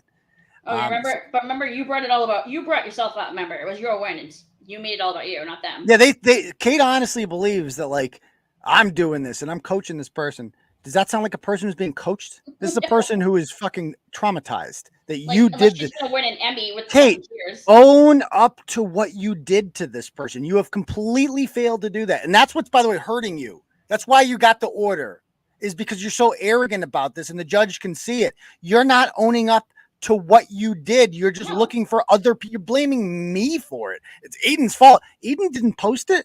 Bitch, what you talk about? Aidan didn't post her address or anything like that. Yeah, when she does her, isn't this lawyer testifying like she tried to accuse her? Yeah, basically. Yeah. Like, what are you doing? The only other person that had this in their possession is Aidan Kearney. Yes. And Aidan Kearney runs a website, right? Yes. And would you say, do you know how many followers he has? With all his pages combined, I'd say about 80,000. Boom! Boom! And he posts some controversial stuff on his page, right? Yes. Objection. Overall. And including, he posted a copy of your affidavit that you filed on August 23rd, correct? What? That I'm not aware of. I posted it on his page, correct? What? I did not see it. I don't know. Did you give him a copy of the affidavit? Yes. He's my friend, yes. Okay, well, he's your friend, but there is a photo of you in a compromising potential position, right? He has no shirt on in the photo? Yes. So you're more than friends, right? No, we're just friends. Like imagine asking a person this. Like so this is, by the way, a bad strategy if you are a defense attorney or you're, for somebody who has been in cars with, posting very private pictures of another woman. Pro tip: don't slut shame them. Don't compare them to Monica Lewinsky. Don't do anything like don't present that's a bad strategy. It's not 1984 anymore, folks. You can't like the Me Too shit. You can't be doing that anymore. Big mistake. Did I help this woman out? Of course. Anything she needs, I'm going to get her. She's a victim. I help victim outs. That's what I do. You need help. Do you need evidence of things that she did? Because she said a lot of shit. Here you go. She said this on this day. Here's the post she made. Sure, you got it. Anything you want. I help victims. That's what I do. I'm there to support a victim, and this woman is a victim. And yeah, I mean, maybe she'll go to jail someday. I don't know. That'd be great. I love it. She pretended First of all, she did the other day, but she didn't. If Kate Peter got into jail, I will give her one credit for this, Deb. I've seen Orange is the New Black. Kate Peter would be running that shit within. Oh yeah. Dude. Manipulative. All of that, right? She'd be the one fucking who murders the sister at the end and shit. Dude, she would be. Every CO would be getting a blowjob. Oh yeah. If they, not right. She was smuggling all the shit. Oh yeah. Yeah, and she's just so manipulative that she would be running that shit within a week. She'd scare literally the inmates wouldn't fuck with her. She would do great in jail. She would do she's great. Big too, so she's she's tall. She wouldn't. Yeah, she's big bitch. She's big bitch. She would be intimidated. So. Yeah. So so basically your whole thing is are you in a relation? Her whole thing is are you in a relationship? All this stuff. It's why are you talk? What does any of that have to do with Kate Peter harassing this woman? Right. How can that possibly this is your defense? This is your plans is to slut shame this woman? How do you think that is going to end? Okay. Literally, all she needs to do is be humble for 10 and minutes. the big thing they're asking sorry. him, he keeps asking her is sorry, did I mute myself there? She keeps asking her. Was I muted there? No. Okay. She keeps asking her, is he married? Is he that Who fucking gives a shit? That's not relevant. What does that have to do with Kate Peter stalking this person? Yes, exactly. That was your plan, attorney? There's no way this is the attorney's plan going into this. This was probably just Kate calling her up saying, okay, we're going to do this and this and this. And the attorney's okay, well, you're paying me $500 an hour anyway. So fuck it. Let's do it that way. So let's play some more. Was married at the time, right? Objection. Sustained. Objection. Sustained. You should have your wig on right now. Oh, hold on. Actually, that didn't go through. That last part. Could you guys hear that part? Could you guys hear that part? Okay, let me just rewind real quick. Because that was funny. Let me see. Yes. Let me see. And he was married. All right, let me play this. At the time, right? Objection. He was married. He's still married, right? Legally, yes. Okay, let's pause and reflect on that. Like that's some big gotcha. Yeah, legally, yeah. Okay. Just like Kate, legal. It's who cares? Whatever. This is right. What does that have to do with you posting her pictures and you threatening her? What was the actual defense? Was she claiming it was? No, they don't even attempt to say that. Her whole thing was Aidan Kearney's bad. What? That was the whole fucking plan. Aidan Kearney's married.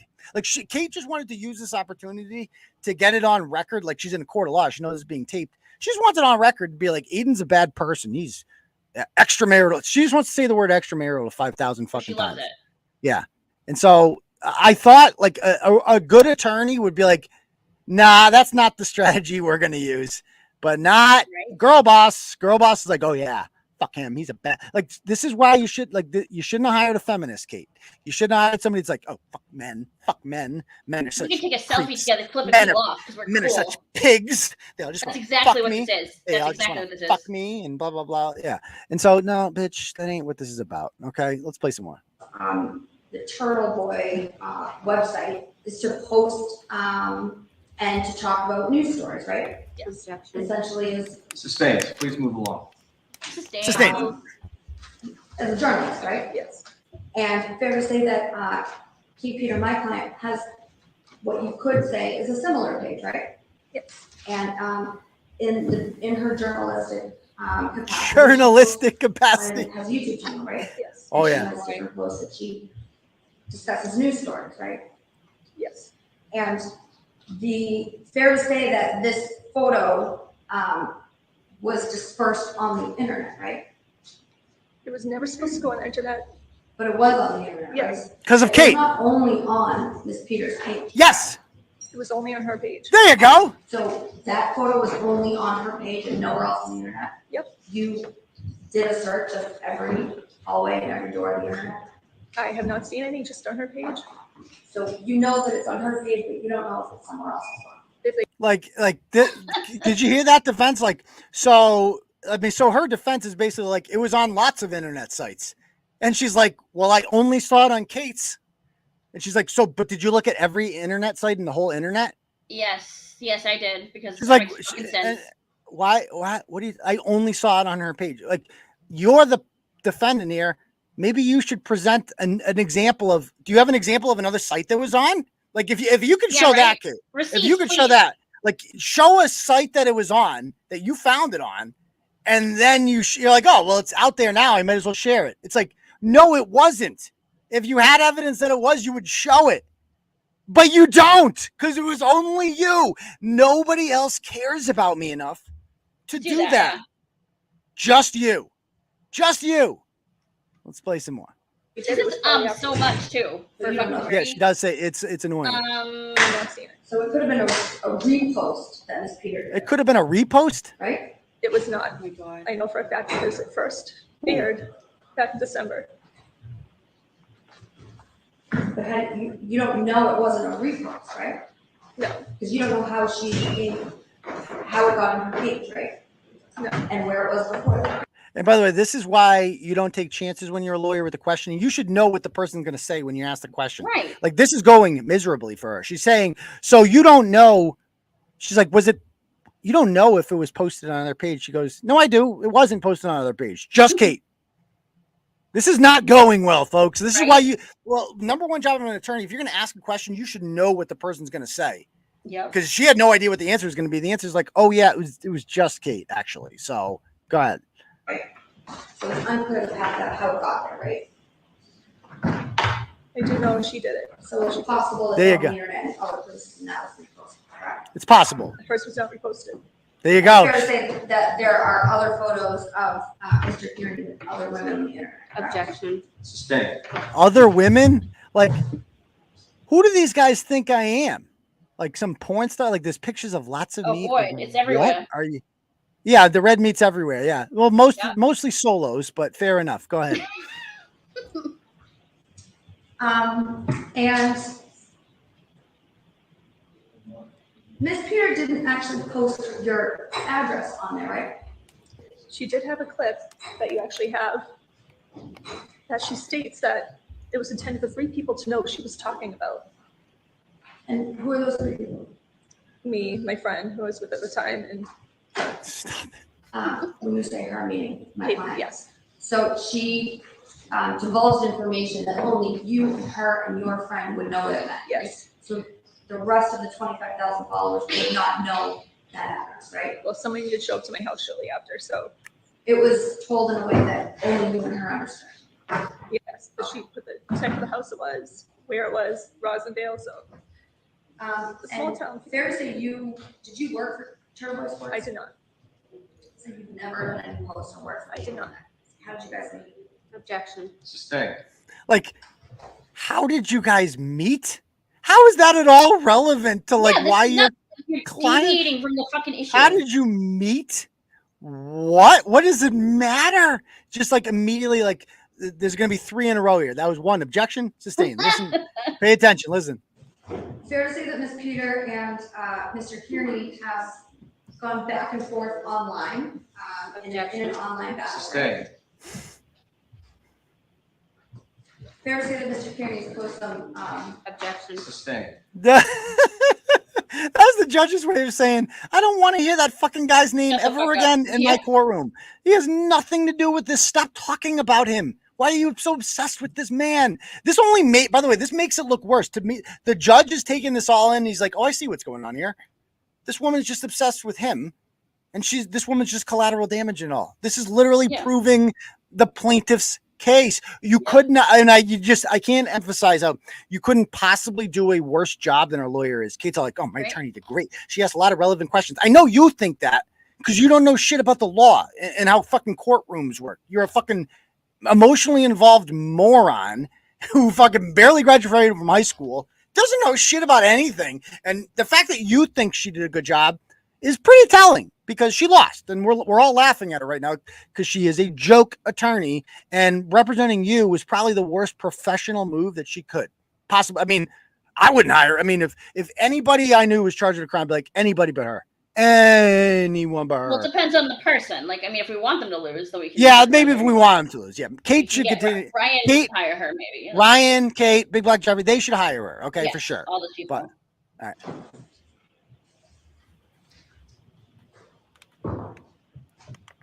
Smell your arm.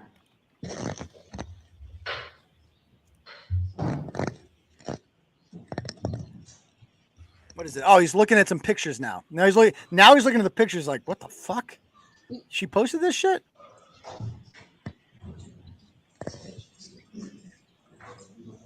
Some type of conversations Fair out. to say that you're upset that this information came out, right? And you're upset that the information came out that you were having a scale with Mr. Kearney. Like, listen to them. Yes, there's more to it than that. Like- That's part of why you're upset today, right? That's not why. That has become very public. The fact that my intimate photos are out there. Yeah. Well, you say photos. It's one that we're talking about. It's Actually, there's one. two that were out there. Okay, you heard that? Where are those? She goes, it's one that we're talking about. There's literally 3 pictures of this woman as Kate's cover photo on her page. 3 of them. And she's like, well, there's only one. Bitch, did you do any research? It's like literally the attorney for the plaintiff brings out fucking Kate's live show that was scheduled for that night. And there's 3 pictures of her on there. Like, She's like, there's only one. It's like, Kate, did your lawyer do any background into this at all? Anything? Like, it's kind of Kate's fault because she left her completely unprepared. Like, she threw her into this, probably told her all sorts of half truths and, not the whole story, and then left out this shit and made the lawyer look very stupid in the process. Because she's like, literally, like, you're on it right here. Watch this. Like, dude, this is like, you know what I really think happened? I think they didn't meet ahead of time, Kate and the attorney. And Kate was like, it's cool. We'll just meet that morning, and I'll give you like the overall like thing, like 5 minutes before the court started. That's what it sounds like. She's so unprepared. You have them?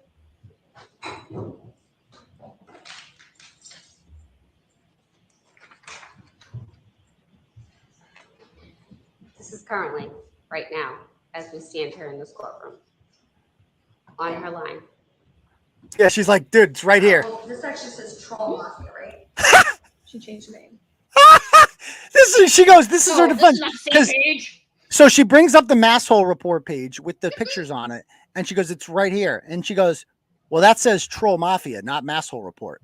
Bitch, she just renamed it. It's still got all the subs. It's still the same fucking channel. This moron actually fucking said this. This is like, she was caught in like deer in a headlight thing. She's like, oh, fuck. Well, that's not her, is it? Actually, it is. Actually, it is. But that's different than Masshole report, right? No.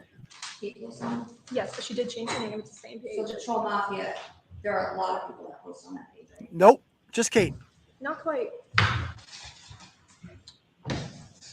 Nope. She's like, this is not going well for the lawyer. And the people that accompanied you today, did you direct them to come here? No, I never met that person in my life. Sustained. So now she's just like, well, this isn't going well. So let's blame the plaintiff for Chili. Like, that's her whole thing. Like, Chili and Zane, maybe we can blame her for that. And maybe the judge will like us if we do that, if we make her seem like the bad guy, because she brought Chili with her. And at this point, you can't hear in the background. This is when Chili stood up and goes, I came here on my own. Oh, man. Oh, man. Turn the day, I'll do you. Your Honor, I'm simply just asking, I believe we've had more than 3 posts She's clearly is in danger of irreparable harm, Judge. She needs a harassment protection order. She's here to ask for your help. And this is the only avenue she has. So I just would say we've met the willful and the malicious, the 3 contacts. We know that tonight she's got a show ready to blog about this. Not a good look, Kate. Not a good look. She needs protection, Judge. So I simply would ask the court to please protect my client from any further harm and grant the harassment prevention order. Your Honor, I'd actually like to call my client to testify. Oh, now this was, this, guys, was something I didn't see coming. I'm like, there's no way that she's going to let Kate talk, right? The whole point of hiring an attorney is Kate can't shut the fuck up. She's just going to talk and talk and talk and make a fool of herself. So you'll talk for her, but not girl boss attorney. Girl boss attorney is like, I'm going to put Kate Peter on the stand. And boy, it did not go well. Put my client up so I can go take a selfie in the bathroom. Yeah, let's check it out. Oh, I'm sorry. All right.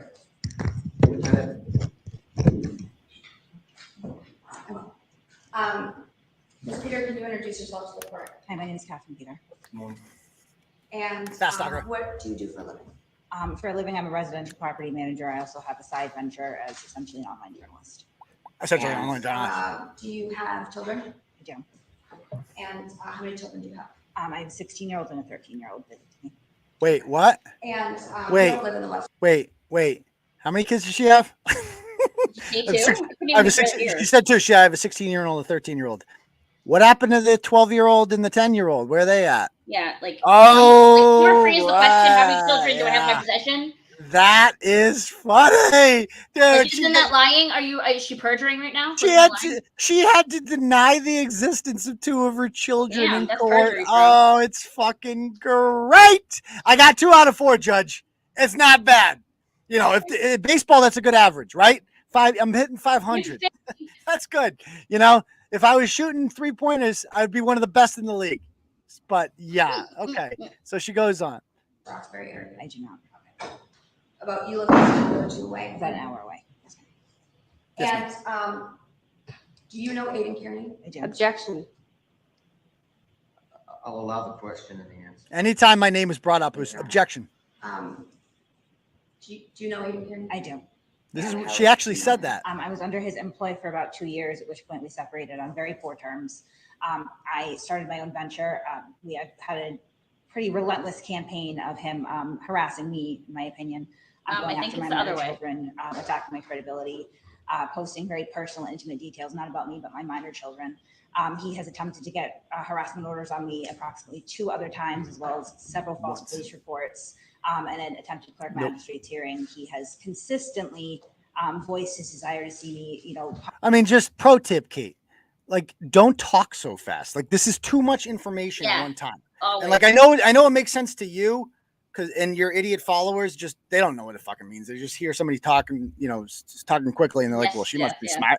And so, but the judge actually needs to hear things like from you. So you have to slow down and you explain things. So she's saying that he tried to file a false criminal complaint against her, blah, blah, blah. No, the Holden police filed a criminal complaint against you for hacking into my account, writing that threat to yourself. And you had to go for a hearing in Leominster District Court for it. It was thrown out because of jurisdiction, because you committed the crime in North Attleboro. And they said, well, that has to be in Attleboro District Court. And then the whole thing just died out because the North Attleboro police weren't doing shit. So that's why it wasn't. So like, it's just like, that's the real story. It's just amazing when she gets in the Micro Machines voice, she starts talking like this, blah, blah, blah, blah, blah. And yeah. Punished, silenced, imprisoned because I am outspoken about some of his indiscretions, as he is Indiscretions. someone who has the same public capacity that I do and tends to be very condemning towards other individuals, particularly those that I find disenfranchised. What? Okay. Disenfranchised? Oh, he's mean to people who are disenfranchised. What? I'm trying to take the vote. I'm trying to take the vote away from people. That's what that means. Bitch, I'm trying to deny you the right to vote. What you talking about? Okay. The nature of some of the things that you post. You posted and have talked online about these affairs that he's had. Correct. Counsel, I'm under the impression that this is an order about. Did you hear what she asked him about? You've talked about the affairs, right? As soon as she mentions that, the judge is just like, enough of this shit. Nobody gives a fuck who this guy's fucking. I'm quite frankly sick of hearing about this guy's cock. Right. Can we talk about something else, please? Jesus Christ. Your client. Yes. Okay. So I'd like to focus on the evidence that we've heard. That's what the judge wants to know. Please move on. Thank you, Your Honor. And one of the topics of discussion online was Aidan, Kearney, and Laura Murray, right? Just after the contest they were there. And why did you post that or talk about that? I found it to be in public interest. Again, Mr. Kearney is someone who is a public figure. He's run for office at some point. He is very, very. Wait, so it's in the public interest? Because Why you ran is that? for office one time? Because I ran for Holden School Committee. That's And why lost? it's in the public. What? What does that have to do with anything? That makes absolutely zero sense. Cool all? though. Cool job. Yeah, Nice but try. then now listen to this rant. It gets cut off. She's gonna keep talking. Watch how it ends. Judgmental towards other individuals online who often don't have any recourse, while also being engaged in multiple extramarital affairs. The issue for me never was Miss Murray in particular. I am saddened to hear that this has had any impact. Oh, she's sad. We're upset. I'm a female. She's a female. The stories We always are? been Miss. She goes, I never meant to direct anything at her. I'm a female. She's a female. She presents herself as like this champion for women. Bitch, you posted her intimate photos. Don't pretend to be a champion for women. This is what she hides. What's gonna happen? Like, I swear to God, she got a female attorney just so she could be like, he's attacking females again. That's her whole thing. He's attacking females. Why doesn't he attack men? Blah, blah, blah. What you talk about, bitch? You're the only one posting other people's nudes. Like, what you talk about? Yeah, Right? she has no emotions. Like, literally, I'm a female. Like, did she think that would work? Did the I'm a female? Did she think that would work or like get somewhere with the judge? Because I honestly think she believes that would work, because when she talks to her audience, that might work with them because they're fucking retarded. When you're used to talking to, retards from Kansas and the Netherlands all day, then you're not used to what, like, smart people want to hear actual substance. I'm a champion for women. That's why you literally are here because you're slut shaming someone, Kate. Right. You're obsessed with their sex life. You're putting their picture, their name, and their address up there. But I'm a female. She's a female. Blah, blah, blah. Nobody's buying that. You are not good at this. Go on. Mr. Kearney and his, indiscretions and affairs, and what his poor wife has been through too. And Oh, yeah, she cares about in her. Some of my coverage, which obviously hasn't come out in the plaintiff's testimony. All right, thank you. Shut the fuck up. Enough. Shut the fuck up, At any bitch. point, did you go to Laura Murray's house? No. At any point, did you tell anyone to go to her house? No. At any point, did you tell any of your followers in any capacity to target or go after Ms. Murray? Absolutely not. And in fact, And by the way, I think a commenter makes a good point there. Like, what if I was her defense attorney? What would I do? I think the easiest way around this would just be get up there and be like, "Hey, I just want to say that, be like, humble and apologize. yeah, just be like, I'm really sorry. I have an issue with Aidan. I have a long history with him. My issue is with him. It should have stayed with him. I have nothing against you. I have no intention of continuing to talk about you."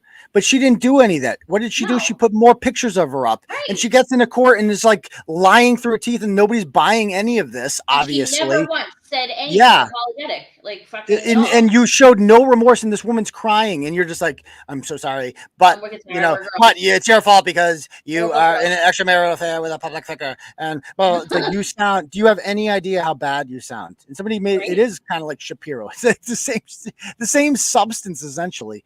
you All right. do weekly or bi-weekly video YouTube interviews, correct? Yeah, it varies, yes. And callers call in. What? Do people call in? Yes. And you put them on the screen and it's like. Oh, listen to this defense. But on YouTube. Correct. Apologize for my ignorance. I'm not very well versed in YouTube. No, you're not. And fair to say you discuss news stories. Correct. And one of the news stories that were discussed on that show was Mr. Kearney's indiscretions, right? Correct. And were any of those directed or meant to be directed at Miss Murray? Absolutely not. Did you ever send a message to Miss Murray online? You posted her address. Absolutely not. I've spoken about her, but never to her. And no, you did. About her, did you? Like, there are multiple posts where Kate says, "Hey," and then writes the victim's name. Call me. You're a whore. Like, you're a stupid slut. She said that the other day, but I wasn't talking to her. It's totally not her fault. Let's play some more. It's like my alter ego. Use her first name? No. And I'm sorry. I have on occasion. you refer to her first name. Fair to say you also have as a news story and spoken about somebody named Lauren De Laguna, correct? Correct. So there's other Laurens that you speak about on your show. Correct. Lauren is Lauren De Laguna. I apologize. Is someone who actually interacts in my chat quite a bit. So there's a live chat component. So I will sometimes address her directly by her first name. It's not the same as the plaintiff. And where did you first, and this photo that I have a black and white version of that appears to show Miss Murray and Mr. Kearney standing next to each other. Objection. Objection.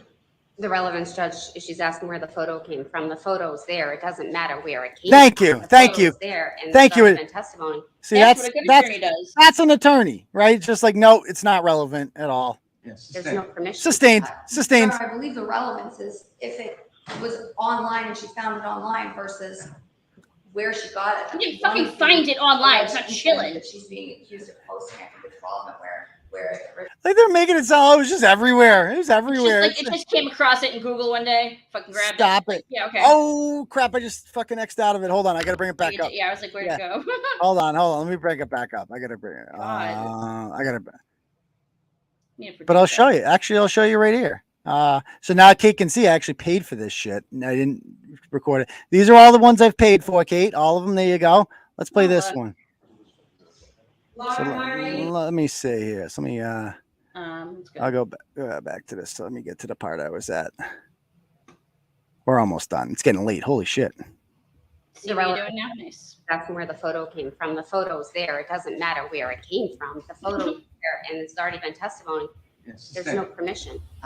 Your Honor, I believe the relevance is if it was online and she found it online versus where she got it. That's one of the alleged incidents that she's being accused of posting. I think it's relevant where it originally came from. Objection. Sustained. Public information. Nope. Sustained. Next. Have you seen this photo online? Yes. Was this photo online on other websites? Imager.com, yes.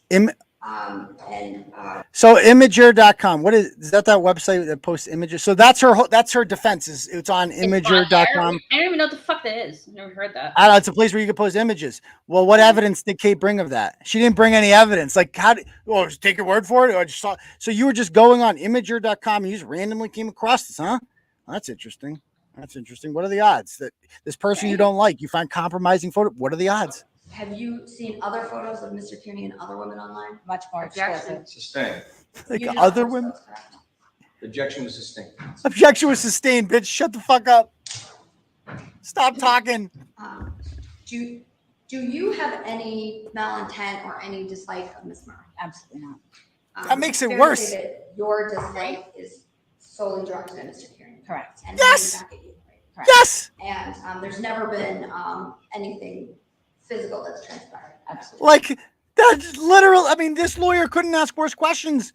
He's like, yes, this is all about him. I'm just fucking hurting her to get back at him. Duh. Like, this was your strategy, you fucking idiot. Girl boss. Yeah, girl. And everything has been in the capacity of online. I know the word trolling is sometimes used, but I guess making fun of each other, poking the bear. Correct. And at any point, did you intend to put Ms. Murray in any fear or have her in a state of to be? Absolutely not. I publicly referred to her as a victim. And you refer to her as a victim because I publicly referred to her as a victim. 2 days before, you were like, she's a stupid slut. Like, what? She's a if she's a victim, and this is what she always does, she makes these like Leah Genduso. Like, think about it, like Leah Genduso, we all know what she did to me, obviously, and and vice versa, and turned into a Jackson Pollock painting. We all know that, and she still she calls her a victim. Why? Like, Kate seems to believe that I have the magic stick, essentially. Like, I have. My red meat, guys, is so powerful that it can literally, I mean, this is the way she makes it seem like she makes it seem this way. This is her whole defense. It's like, he is so sexually amazing that he can just manipulate women with his magic red meat. Like, and he can get women to do things that they don't want to do. So every woman who sleeps with him is actually a victim because they don't actually like his. It's just too good, Your Honor. You don't understand. Them, it draws you gotta them like see it. Yeah, it's like this. It took like 5 it. emojis. There's like 5 emojis there, Your Honor. Sometimes like it was. 6. He manipulates them because that's the only defense you can come up with. Like, how do you humor? Like, how do you have Leah Janduso on your show and say that you have a problem with extramarital affairs? Like, and she's on there. How does that make any sense? Like, it doesn't make any sense. So you have to present it as, well, they're all victims. Everyone who has ever been attracted to him is they just can't get enough of the red meat. It's just, Your Honor, if you saw the video, you'd understand. Like, it's pretty 80th percentile. Okay, so let's play some more. I feel like she's being manipulated and used by Mr. Kearney, and I feel very unfortunate that she's been embroiled in an extramarital affair. One of many.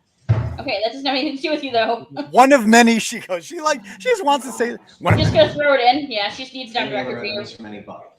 Any questions? Judge, out of not, I don't want to make this 3-ring circus. I have lots of evidence to dispute, but I'm gonna end here respectfully. Yeah. Anything So this else? is when attorney. Okay, I've heard from your sister. Would you like to say anything else? I'm all set, Judge. So this is when Attorney Faye realized, and this is why she's a good attorney, is because she realized, like, I could do a lot right now. I could cross-examine Kate. Oh, stop it. I could cross-examine Kate, and I could have some fun with her, and we could make her look fucking stupid. But she realized, she looked at the judge, and she's like, we already won this. It's over. Like, let's end this. And like, basically, when you're in the lead like this, you don't need to do shit. Just let them hang themselves. And that's very clear. And so she read the room. She was planning on cross-examining Kate, and she's like, didn't need to. Don't really need to. So thank you. Okay, go ahead, counsel. Thanks, Ron. Everything that the court has heard today and that has been discussed is covered under the First Amendment. What the plaintiff is, and I'm sorry that the plaintiff is upset, and nobody is trying to say you're so that Ms. sorry. Murray is not upset. Part of her upset that she testified to the court is because a private relationship was released to the public. The relationship was with a public figure who, as the testimony suggested, has over 80,000 followers. Kind of a big deal. Any one of knowing that this public figure, that she knew he's a public figure, that there's a risk that anything that happens between the two of them may become public. People take photos. I would suggest that MassHoleReport.com, my client's address, as well as Turtleboy Sports. It's salacious. It's not nice. I've gone through both websites, and the intent of it is for entertainment. Yeah, my client's a cunt. My client's a cunt. Oh, you know, I'm not bad. This person's bad. That person's not bad. Look what they did. Look what who they're running around with. Not dissimilar to any public figure or any politician. Or anybody who has photos taken of them, whose stories are leaked to the press and the press run it. I would say that, unfortunately. And by the way, like she compared them basically to Monica Lewinsky and shit. And it's like, we look back on that as the Monica Lewinsky thing would not happen the way it did back then today. Because we wouldn't treat women like that anymore. Like Monica Lewinsky was presented as a whore and like this bad person. When in reality, it was like, you know, like what was unethical about that is she worked for him. Like that is the big difference there. Like it's like somebody that you have power over should not be, you know, getting blowjobs from you in the Oval Office. The issue wasn't that Bill Clinton was married. Bill Clinton could have been single and getting blowjobs from Monica Lewinsky, and it still would have been the same scandal because you have power over her. That is what that was about. So bad analogy, Kate. This photo that made it online, it is not a naked photo.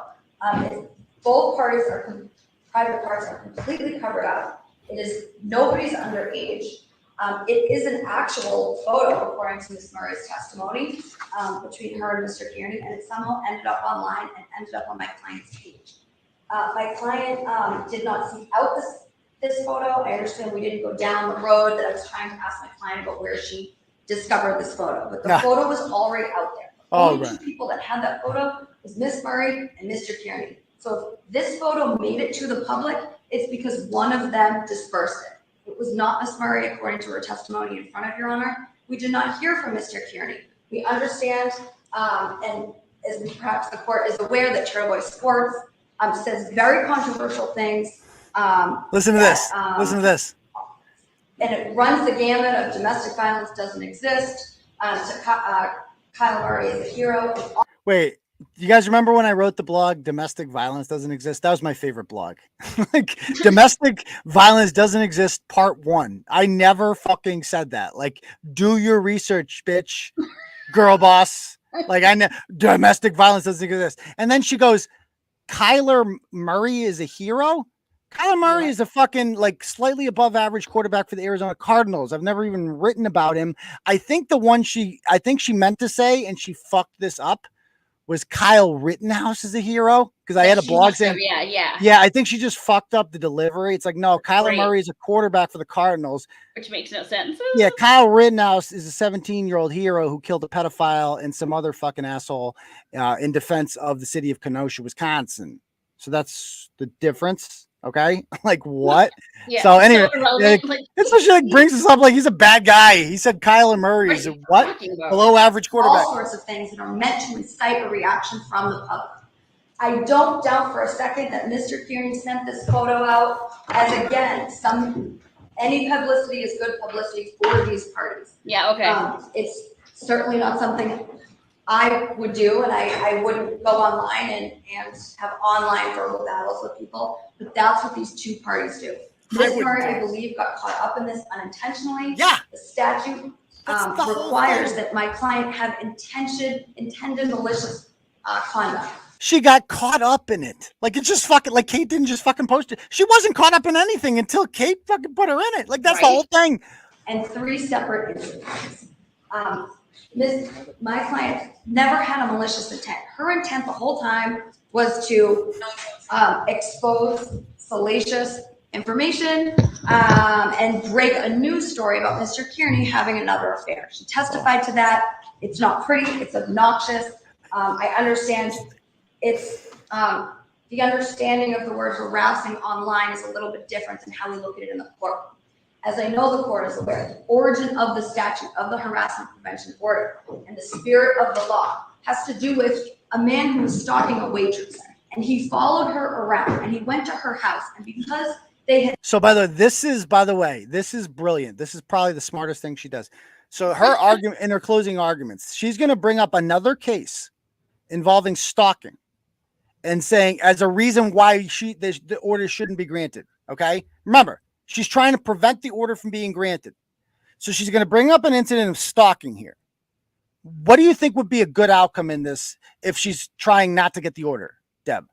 Like in this, should the stalking case? Like that? Yeah, like I don't know. Should the victim live or die? Live, right? Okay. Well, let's see. Yeah, let's sure. listen to the story. Let's see what happens in her scenario here. No domestic or platonic or any other type of relationship, she was unable to get a restraining order. This restraining order under prior to Deval Patrick taking off the Toronto notice did not exist. Harassment prevention order is for stalking. It's for people who are afraid for their life. By the way, like this her. waitress ended up getting killed by this man who went and stalked her at her work, at her home, threatened her, tied her up, and killed her. What? Okay, so you're proving that we should get a fucking order. Dumbass. When I heard that, I'm like, she did not just say that, did she? She just fucking goes, why you should do it. She just said that. She just goes, Your Honor, this order should not be granted because I have this other incidents where a woman didn't get an order and then she got tied up and murdered. Well, this one shouldn't be granted. What? Like, oh, like you here? Like, fuck. Honestly. Like, can someone just take away her bar? Like, I've literally never seen a lawyer this retarded before. And I mean that with all sincerity. No offense to girl with boss. all due respect. No offense. You take great bathroom selfies. Hashtag lawyer up. You got a nice car. Yeah, right. Fucking Doing well for yourself. You got idiots like this to hire you. You're killing it. You're killing Pedicure's it. on fleek, man, but that's about it.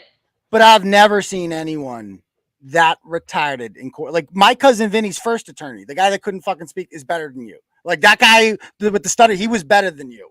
So let's play some. Oh my God, yeah. Okay. As a result of that, and it's a horrific story, Deval Patrick enacted into law harassment prevention order. I am not discounting Ms. Murray's upset and emotional distress. That is not what the statute is designed for. It's for fear. And, another prong to that argument is that we're getting into First Amendment prior restraint. So I understand that Ms. Murray's upset about this photo that came out. She says it wasn't from her. It was from Mr. Kearney. It was disseminated by him. Nobody cares. Being reposted online by someone who did not directly get it, who was not there, who did not take the photo, does not arise to what is required under the statute. If the court is to credit that as an instance, that is only one. Again, Ms. Murray testified that Kate had posted where she lived, but Ms. Murray also testified that that was meant only for Ms. Murray and Kate and Ms. Murray's friend to know about. That no one else knew whatever this code language was, and we don't have it. It wasn't presented. That's direct contact, stupid. Credit Ms. Murray's testimony, and I'm asking her to credit that testimony. Ms. Murray doesn't know about this a text with a photo of her house. There's no evidence linking to my client. There's no evidence that my client directed anyone to do that. The problem is we're on a very slippery slope here within the First Amendment. And First Amendment. Potentially opening the floodgates. Journalism. Oh, journalism. It can be journalism randomly. Certainly National Enquirer, OK Magazine were way ahead of the internet. She brings up Trump here. She brings up Trump. Wait to hear this. On the word of trolling. The purpose is to get a reaction, good or bad. It's what former President Trump did and still does. It's what Kanye West is doing with Adidas. It is coming out and making accusations and posting photos to get a reaction, to get more followers. Both these parties do it. She just compared him. You are just like Kanye, Aidan. That's all you are. To Just Donald like Trump and Kanye West. And by the way, comparing yourself to Kanye West right now, not a good idea because he's like fucking posting insane shit about the Kardashian chick. Like he's going insane on her. Like it's like the worst. Yeah, don't bring that up. That's a bad idea. And Trump is banned from social media. Maybe don't bring those. My client's just like Trump and Kanye, Your Honor. What? Yep. Same level. Same level. I'm sorry, not Miss Murray, but Miss Murray's friend / former boyfriend is what they do for a living. She is better. For real, let him defend her. If this At least he order reads. were to issue, it would infringe on what courts through history and the plain language of the Constitution established as freedom of the press. Again, not pretty, it can get ugly, but in no way was this malicious intent. In no way was Ms. Peter trying to hurt or intimidate Ms. Murray. And in fact, in this very courtroom, Ms. Peter and I are here by ourselves. Ms. Murray came with Aidan Kearney, who's here. No, she didn't. 4 or 5, or I don't know how many of his friends. They've already approached my client in the court officer's presence, in my presence. She accused the victim of bringing not only me, we did not come together at all, but Chili, Zane, 4 or 5 other people. It was 2 other people. It was Chili and Zane. She's never met them. She has nothing to do with them. They didn't come with me. They just knew about this hearing date and they showed up to serve her because he happens to be in Boston filing a lawsuit in federal court against her. Oh my God. And she goes, I'm scared. We're just getting started. Wait to see what's coming down the road. My client is scared. I would also say I'm a little bit paranoid now about what's been happening in this courtroom. She's and they've scared. been tossed out of the courtroom. Girl. I understand they're back in now. Listen to the judge. The courtroom's open, bitch. The courtroom's open. I'm sorry, they are here to support the plaintiff and to intimidate my client. They were there to serve her with some other thing. Any intimidation that's happening here is coming from the plaintiff's associations to my client, not the other way around. I think issuing this order again, going back to the prior restraint argument, it's just going to allow these parties to attempt to violate my client every time she says anything online. It's going to clog up the courts. It's going to be brought in. Oh, she posted this about Lauren, again, no last name. Oh, she's discussing this person. Asking someone to not discuss. And that's the other thing that was brought up. We didn't even discuss earlier. She attempts to say that, like, when you were talking about, so this woman happened the same first name as Lauren De Laguna. Mm-hmm. And she's like, well, actually, she was talking. Is there a woman named Lauren De Laguna who comes up? Lauren De Laguna is kind of a new character. She appeared in April out of nowhere. This all stuff happened mostly in December, Kate. So that's again bad defense. Bad defense. Not gonna hold up. Not gonna go with this timeline. Mention someone's name or talk about a news story relating to these people is restraint under the First Amendment. And it would, I find it impossible to allow issuance of this order while respecting the Constitution. Certainly, SCOTUS has. Where are all the where are all the friends? Where's all the 25,000 supporters? Oh, remember she talked about that after in her little essentially what thing. The plaintiff wants. The plaintiff and whoever she's associated with wants my client to stop talking about Aidan Kearney. I don't give a shit if she talks about me. And that is Aidan. It's her job. This is not about him. Rich, it's not about me. Her job is to answer phones and get people's clogged toilets fixed at Section 8 housing in Bridgewater. That's her fucking job, okay? Her job isn't her job. What are you talking about? To like harass women? What bothers her? Fucking crazy. Yeah, that's your job. If we were bothering her, she'd know it. She wouldn't have a job by now. Your job is to break the law? Is that what you're saying? Like what? They do it to each other. Oh, they do it to each other, so Again, it's okay. Ms. He started it. He started it. Right. I think the court gets the point. So I would strenuously ask the court to not issue this order at this time. Could I see? Because I'm paranoid. Thanks. Yes, Judge. Now now the judge looks at the images for the first time. If you had a daughter and you saw these images, you would just like, I am immediately granting this fuck. Like it's like very clear this woman's a cunt. A cunt. Put all cell phones away, please. Please put the phones away.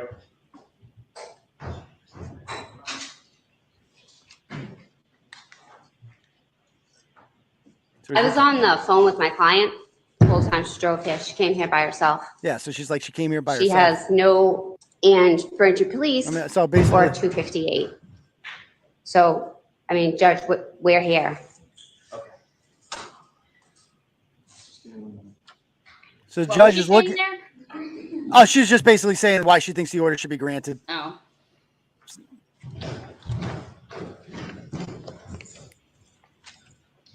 And she wanted to, she also reiterated to because she had a chance to respond to that. She was just like, to be clear, my client came alone. I spoke with her on the phone on the way down here. She was alone. And that's all we did. We never ever met or like corroborated. I really think that's what happened. Yeah. They talked to the phone on the way down, and that's when they organized this. I really strongly feel that. Yes.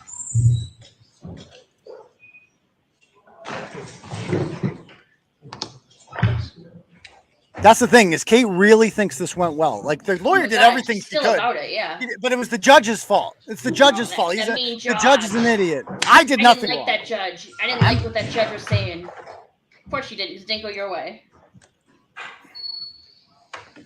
Okay, I'm issuing the order. There we go. Yeah.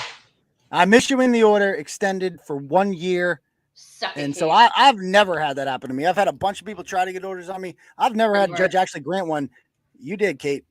That's what you're a bad person. Add You're that to the resume. You are so dangerous. Like the judge represented you as such a psychopath that it required an order that limits your rights as an American, which is a huge deal to do this, to take a step like this, because you're that much of a threat against a woman you've never even met. That's what you did. That's how much of a, based on the evidence presented, because you had no evidence. You were just like, well, it was everywhere because I said it was. So there it is. So anyway, I don't consider this a win for me. Like people are like, what you saying? You won. It's like, no, you were there. Well, no, you were there. I won in the fact that justice was served. Whenever justice is served, Turtleboy is a winner. Period. And justice it's a win was when served. Kate's defeated. And it's like, well, if Kate was innocent, and then it wouldn't be a win if she was, you know what I mean? So but Kate is guilty. Kate did something wrong. She broke the law, and that is why I'm happy. I'm happy. And I'm also happy for the victim, that the victim gets some sort of justice. And a lot of people would have liked this because this woman has terrorized a lot of innocent people like this in the past. And someone stood up to her. Yep, someone said, I'm not putting up with this shit anymore. And I'm not going to be a victim of this woman anymore. And it worked because she had right and facts in her corner. And even Kate was just like, I don't mean to scare her. Bitch, that's exactly what you meant to do. It's like, dude, you know exactly what you were doing. Stop it. You're so obsessed with me that you didn't care who you hurt in the process. You let it, I own this bitch's brain, man. She posted another video of me. It is so weak. Like, this is what she, like, the kind of shit she posted. It's stupid. The second you put up a show, it's on their fucking Discord. It is weak, man. Like, I'm like, hey, you used to be better than this. You are not good at this anymore. Did you? And by the way, Kate also said immediately afterwards that she's like, I am never going to take that down and blah, blah, blah. And, you know, it's down. It's gone. She's like, I'll never be she censored. still held the show, of course. Yeah, but she she did the show and she said some more incriminating shit. And then the girl boss attorney must have seen her. Basically, all she talked about on the show was how hot the attorney was and so smart and totally not her fault. The judge is an idiot. And yeah, sure. Everything was not her. No, of course not. And so she posted this video here. Let's see the video that makes me look bad. Listen to that. Lol. I don't go after your sister or your boyfriend, or, you know, I don't do any of that. Like, if you're completely uninvolved in the story, then I don't go after you. You know, you're not involved. That's because I have ethics, folks. And if you want to declare war, then people fucking die in war, including civilians, wouldn't they? So that's what you got to do. Unfortunately, there's collateral damage. So I want to make sure the message is sent here. If you fuck with me, if you try to sue me, I'm not going to go after you. I'm going to go after your fucking family. So Kate's unfamiliar with the concept of hyperbole, obviously, there. Yeah, right. I'm not going to actually post. I don't even know who I was talking about here. It's like probably the latest asshole suing me. And I'm basically it's like, yeah, if we're going to do this, we're going to bring everything out. If you try to sue me, then we're going to bring it's war. I'm declaring war on you, period. And that's it. But Kate's just like, I'm posting naked pictures of an innocent person for no reason. Yeah, same thing. Right? Same thing. Totally same thing, Kate. Good call. Good call. Okay. And she left. Kate leaving Corey's best. I was gone by that point. We left first, and I'm just like, I was so happy. I didn't even. All I saw Kate was afterwards. The victim, like, huge smile. Oh my god, yeah, her like, leaving the court, hugging her lawyer, like, was so like crying. Like it was such a victory and shit. Like I am protected now. Is that when she was throwing the papers everywhere about being? You know, and then Kate, as soon as this happened, like she was not expecting to lose because she's been posting all week about this. It's just a part. It's just temporary. When anyone can get those. This isn't going to get granted. It did. Kate just goes. She just had to sit down, and then she got the walk of shame with Chili. That is just the frosting on the cake. Chili filming her on the way. Like you couldn't. And then she had to pretend like it was a good day. She had to. It was the worst day possible, and she had to go home and be like, "It was a great day. I came out of this looking good." Yeah. Extended. It's extended. So, anybody have any questions before we call it a night? This is by far the latest we've ever done in this show. So, they get longer and longer, man. Because I know. Well, we only have one a week now. More and more emojis. So yeah. All right. Stuff it in is what she said. Yeah. Anybody have any questions? The perp posted by and I didn't bring Chili either. That's the funny part. Oh, he did that all on his own. Let's see. Shannon deserved the doxing. Yeah, I mean, it's like I didn't dox her. I just posted her like who she was and what she'd been doing. The horrible people. Shannon LeBerry is the daughter of a Boston cop, the brother of sister of a Boston cop who pretended to be a Turtleboy blogger. Kate hates her. Pretended to be a cop, pretended to work for the FBI, all the shit tried out to be a blogger, failed. Pretended to be a blogger, fucking also, stories. Then has since assisted Monica Cannon Grant, Ryan Waters, Big Black Jeffrey, like literally helping out the worst of the worst. And now that's Kate's Law and Order official correspondent on there. Like that's all the two of them can find for friends is each other. And I just love it. And I love it because I have a real life. I have a real people who love me and people, who care about me. And I have all my kids and I love them so much and vice versa. And you'll never have any of those things, Kate. So Turtleboy always wins. There we go. Pat's prediction. I would say Patriots. I think the Patriots going to win. I'd say by 3. That's my prediction right there. Fuck all these people down on the Patriots. You're all crazy. Patriots are going to win tomorrow. Stop it. Patriots are always going to win. Patriots are going to playoffs. The Kansas City Chiefs are going 10-7. They're not going to make the playoffs. There's my bold prediction right there. All right. Yeah, maybe I can end with that, and then we'll call it a night. Yeah, I'll end with that. That'll be the closing credits, and then we'll end the show. How about that? Anybody else have any other questions they want to ask?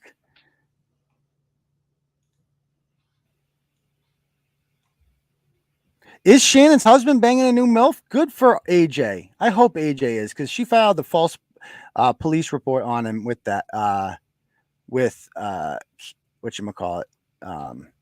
the Medfield police that claimed that her husband raped her. So that's not cool, Shannon. Not cool at all to do to your goddamn husband.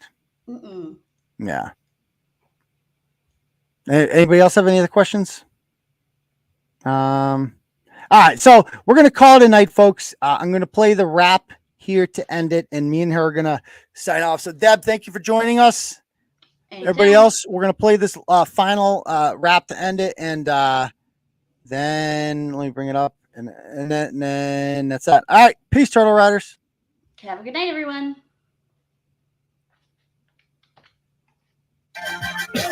Whack ass bitch by the name of Kate Peter.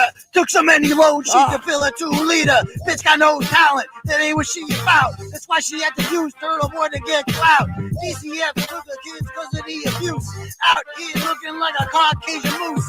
When they took them from you, should've called all. Instead you sucked chunky dick and drank Fireball. Service plan said just to clean up the house. Instead you lie and say to Andrew Johnson's your spouse. I'm a bad parent, thanks for the laugh. Cause I got all my kids and you just got half. Went to rehab, started pimping out Jade. Sure beats spending time with Hunter and Wade. The whole backstory was not how you portrayed. Bob Barker should've took your ass against me. Gucci so dry, better stock up on Lou. Should have been a mom, said you went on YouTube. The anger towards me comes from inferiority. Getting custody was never your priority. Your kids was raised by uncles and aunties. While you got drunk in your crusty candies. Instead of raising money for a big lawsuit, you could have spent time with your prostitute. Girl, you ain't smart with your pocket thesaurus. Looking like a bad bitch, shaped like Montessori. Bitch, your only friend is Sharon Mary. Cause you got beef with the DCF theory. Tried to shut me up cause you know I'm spitting facts. Bitch, I'm out your league, better stick to side racks. Lost custody cause you live like a hoarder. You went too far, now your ass got an order. How the fuck that happened? And Kate always wins. Bitch, you got a worse record than the Redskins. Talking shit about me, I know I ain't a saint. But you really hate me cause I'm everything you ain't. Self-made, well-known, breaking all the news. Got to where I am cause I put in my dues. I'm a revolutionary, the Worcester Garibaldi. You're so bad with kids that they call you Uvalde. Take a lot of shots, but none of them was landing. Cause the bitch I'm